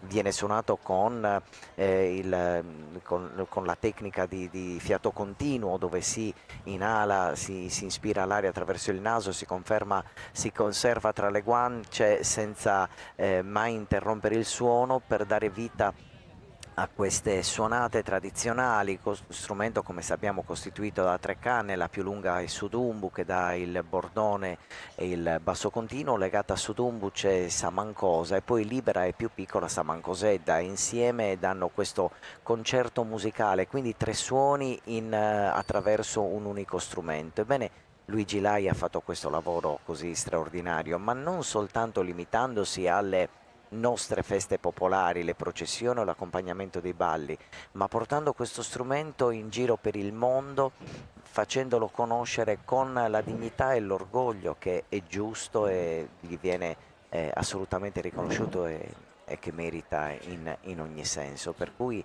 credo sia una cosa meravigliosa ciò che farà il L'ultima volta che poi da Luigi Lai ha poi in un concerto con Gavino Murgia, e noi hanno suonato un pare, Gudda suonava su sassofono, e su suonava su launeddas, e bistagliana è uno con sattero. Cioè Luigi Lai ha pure cultura musicale, non è uno improvvisato, e ha fatto davvero un lavoro. La prima volta che l'ha conosciuto in suo comunale di Bologna, in suo teatro del suo comunale di Bologna, in suo anno 70, fine degli anni 70, e noi Petru Sassu, etnomusicologo tataresu, ha convidato a Issu so cantatore a chitarra a fare i spettacoli in comunale di Bologna. E tanto momento che qualcuno una raia da chi vi troppo moderno Luigi Lai, che sono da cose che bessiano da questa tradizione troppo, come tenere, troppo rigida, ecco, quella tradizione assertiva che dice che bisogna fare solo ed esclusivamente quelle musiche e non altro. Beh, Luigi Lai si da futtiada e di fatti sì, Luigi Lai è il tuo pizzino più dei suoi pizzinos, che resessi poi a convincere giovani in me a imparare il strumento. Tra l'altro proprio un film è stato presentato recentemente, un film documentario sulla sua vita, sui suoi incontri, e ovviamente questo gratifica il percorso di una vita. Non c'è edizione di Sant'Efisio che Luigi abbia saltato, le ultime, ma proprio perché il percorso ovviamente comincia ad essere faticoso anche per un irriducibile come lui, però so che ci sta seguendo e l'abbraccio ovviamente da qua arriva fino a San Vito con tutta la nostra riconoscenza. Ci vediamo sul palco di Sassari in Piazza d'Italia il 17 di maggio, dove appunto il sindaco gli assegnerà questo tributo alla carriera. Intanto ancora volti in primo piano, la bellezza di una festa. Ovviamente lo abbiamo già annunciato, dopo il passaggio della scorta del santo inizia il pellegrinaggio. Come vedete c'è sempre una presenza degli agenti della Polizia Municipale di Cagliari che in diversi momenti del nostro incontro segna i diversi passaggi, e poi inizieremo proprio con accogliere l'Arciconfraternita del Gonfalone di Sant'Efisio, un'organizzazione che sovrintende proprio alla cura dei riti, è da sempre curata dall'Arciconfraternita sotto la protezione di Sant'Efisio, costituita nel mese di aprile del 1538 con una bolla di Papa Paolo III. È custode, tramanda la tradizione, rinnova ogni anno la liturgia dei festeggiamenti, vigila con il contributo gratuito di 150 confratelli sulla chiesetta di Stampace dedicata al martire, sui simulacri del santo, sul cocchio meta continua di pellegrinaggi di curiosi e devoti. E ovviamente ha un compito fondamentale l'Arciconfraternita del Gonfalone, quello di divulgare il culto del santo, ed è da secoli il cuore pulsante di quella che un tempo, Emanuele, era chiamata sagra per tutti così, e poi da un certo momento giustamente è definita festa, perché questo è a dir poco un riconoscimento che le è dovuto, perché la sagra ci sa ovviamente di evento informale dove ci si può anche fermare a gustare, a vivere momenti conviviali. La festa invece assume Certo. la compostezza, la solennità. Ho un ricordo di quando ero bambino, durante le prime occasioni nelle quali ho partecipato come insomma all'interno delle associazioni folcloristiche delle quali ho fatto parte, dove erano anni nei quali i cori polifonici si fermavano lungo il percorso per cantare, i gruppi folk si fermavano per ballare, dove venivano distribuiti pane, dolci al pubblico, quindi aveva proprio un'accezione più di sagra che di processione religiosa. Poi da un certo momento in poi si è voluto come dire, ridargli il suo assetto devozionale originario, per cui la scelta di eliminare tutta una serie di orpelli che si erano aggiunti nell'andare del tempo l'ha riportata a quelle che sono i binari di una festa che è prevalentemente religiosa. Intanto vediamo appunto l'inizio delle fasi conclusive di questa lunga mattina. Tanta gente anche quest'anno, lo abbiamo detto e lo accenniamo per chi si fosse messo in collegamento da pochi minuti con noi. Quest'anno non vedremo il cocchio dentro al quale solitamente viene trasportato Sant'Efisio. L'emergenza sanitaria ha allontanato i buoi dalla processione, è accaduto già a Muravera con la sagra degli agrumi per dei focolai che ovviamente hanno minato questa possibilità.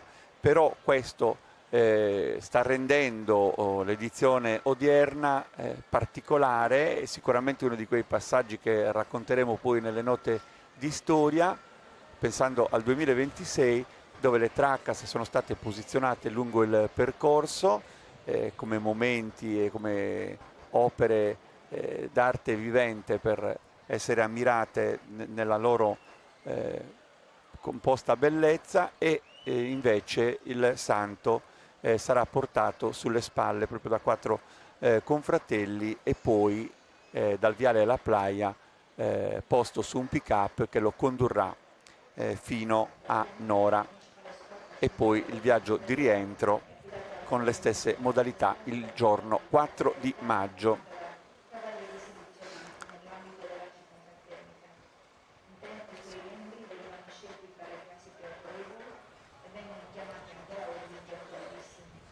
Come sappiamo, uno dei momenti che è più coinvolgenti, più toccanti all'arrivo del santo è proprio il momento in cui il simulacro del santo arriva in via Roma e viene accolto anche da tutte le navi che sono ormeggiate in porto e che suonano le loro sirene per accogliere l'arrivo del santo.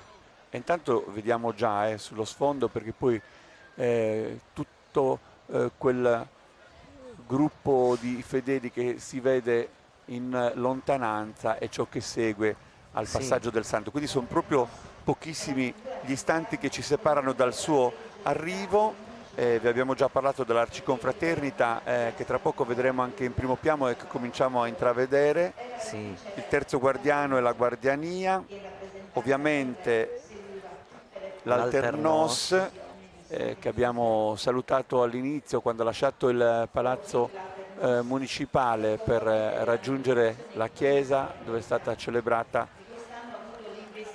la messa, e come vedete, essendo lui il rappresentante della municipalità, apre questo momento che vediamo inquadrato in primo piano, saluta, e ovviamente è un onore per chi ricopre questo ruolo assegnato dal sindaco ogni anno, perché incarna proprio il potere politico. Certo, la rappresentanza della città di Cagliari attraverso la figura dell'Alternos.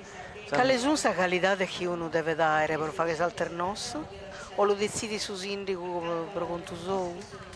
È una scelta personale del sindaco che ogni anno viene attribuita di solito a uno dei suoi consiglieri, a una persona a parte ovviamente dell'amministrazione. Ecco, lo vediamo in primo piano.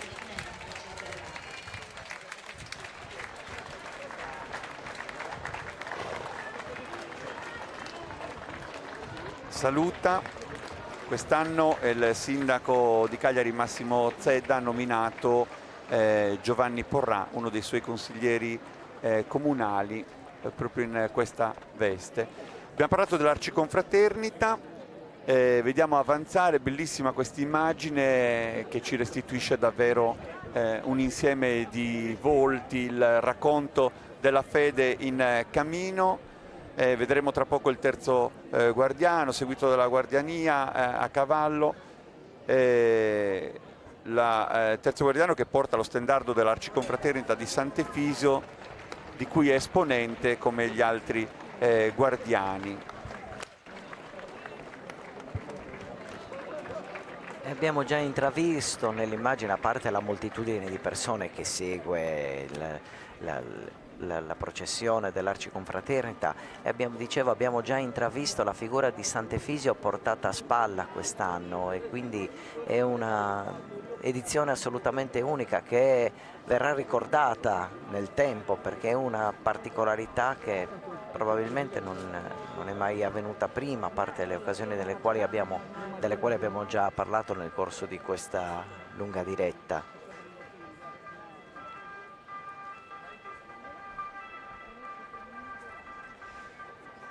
In questa fase daremo più spazio al silenzio che alle parole, man mano che il santo si avvicina, perché saranno soprattutto i volti delle persone rivolti verso il santo a restituirci delle informazioni non dette, che possiamo solo intuire, immaginare, che ognuno porta con sé come qualcosa da affidare a colui, ovviamente, che in questa giornata viene celebrato, ma invocato poi nella pratica, nella quotidianità, da chi ha fede e da chi confida in lui. Oggi la stampa dà molto spazio alla festa di Sant'Efisio, è un evento ovviamente ripreso dalle televisioni che richiama migliaia di persone, ma non è sempre stato così.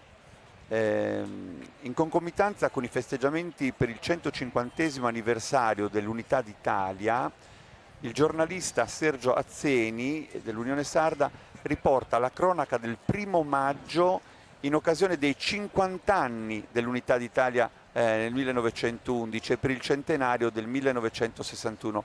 E l'articolo crea una relazione tra la storia nazionale più recente e la festa che si rinnova a Cagliari da secoli.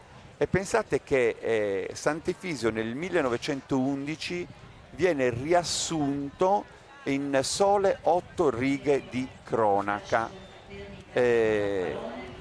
ed è datata il 2 maggio 1911 e dice così, con il titolo La festa di maggio: molto pubblico dai paesi vicini del Campidano e da tutta l'isola per la festa di Sant'Efisio, nessun incidente, solo però in via Zuni al momento della partenza del santo un cavallo diede un calcio a un bimbo d'anni 3, certo Pippo Solinas di Felice, il quale riportò una ferita lacero contusa alla radice del naso. Finita la cronaca del racconto di Sant'Efisio, a testimonianza di poi come nel tempo questo evento ha assunto veramente dimensioni che oggi possiamo testimoniare, documentare e trasferire anche attraverso le nostre telecamere. Ecco l'arrivo di l'arrivo portato del a spalla. santo in primo piano e le launedas ovviamente che lo precedono. Una visione insolita per noi, che da tanti anni abbiamo anche l'onore di commentare questo momento, sempre dentro il cocchio, al riparo, protetto ovviamente da quello che fu un dono, che ovviamente rappresenta un altro dei simboli di questo evento. Lasciamo da questo momento spazio al silenzio, e il racconto deve vivere con i suoni della festa.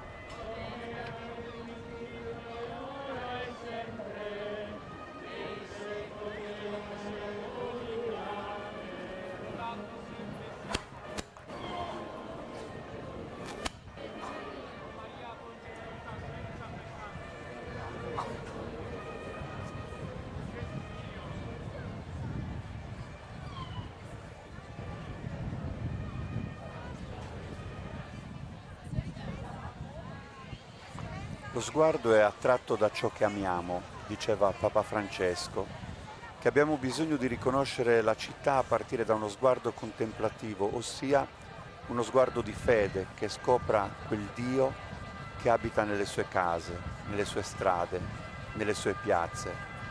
Serve che uno sguardo d'amore si posi di nuovo sulle nostre città e riconosca l'infinito che vi abita. La processione è l'immagine del cammino del popolo di Dio e come si attraversano insieme le città. Occorre attraversare insieme la nostra storia anche in questo frangente di sofferenza per la guerra. Attraversiamo uniti nella luce della fede questo nostro tempo. Sant'Efisio veniva dall'Oriente, il mare di Nora e il vento che spesso batte forte portano a noi il grido di mamme e il dolore di giovani. Sullo stesso mare si affacciano i campi di battaglia dell'Ucraina, del Libano e dell'amatissima Terra Santa. Il racconto del martirio di Sant'Efisio parla di anime buone che prelevarono il suo corpo e lo seppellirono con onore. È la stessa pietà che oggi ci impedisce di rassegnarci alle fosse comuni, alla strada di giovani e bambini inghiottiti dalla guerra per il delirio di potenti che si credono assoluti. Non possiamo abituarci alla guerra.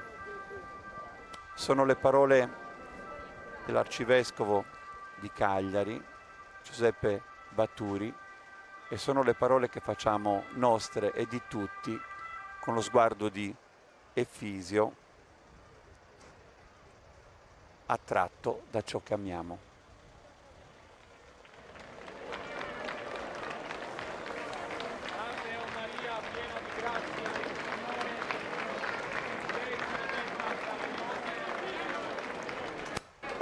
Indietro.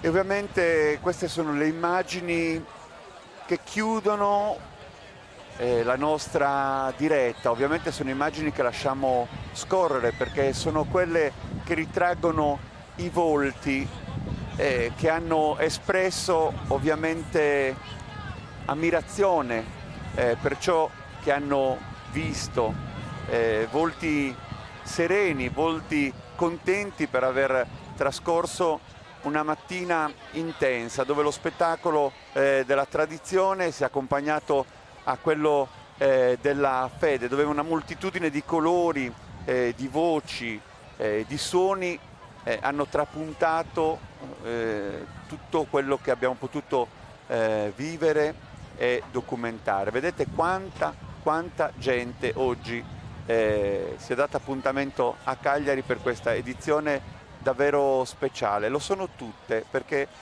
quando arriva questo momento dove quelle sirene suonano, questo silenzio si infrange dalle voci di chi insomma esprime qualcosa, il bisogno di manifestare diventa davvero una festa di popolo. L'abbiamo definita in cammino, un cammino che guida tutti insieme verso una meta che è quella del viaggio, di un viaggio che da una parte intraprende Efisio e dall'altra tutti noi che in questo momento vogliamo anche pensare che ci possa essere una svolta a quello che viviamo e vediamo. Abbiamo letto poc'anzi le parole dell'arcivescovo di Cagliari, sono parole che ovviamente auspicano alla fine di tutto ciò che attanaglia, che vede il mondo ricattato ovviamente dall'odio, dal male dei potenti, di chi ovviamente non ha una guida verso la pace o opera troppo poco in questa direzione. Io voglio ringraziare Clara Farina che è stata con noi stamattina, testimone privilegiata. Grazie davvero Clara. Grazie. Vuoi dire qualcosa?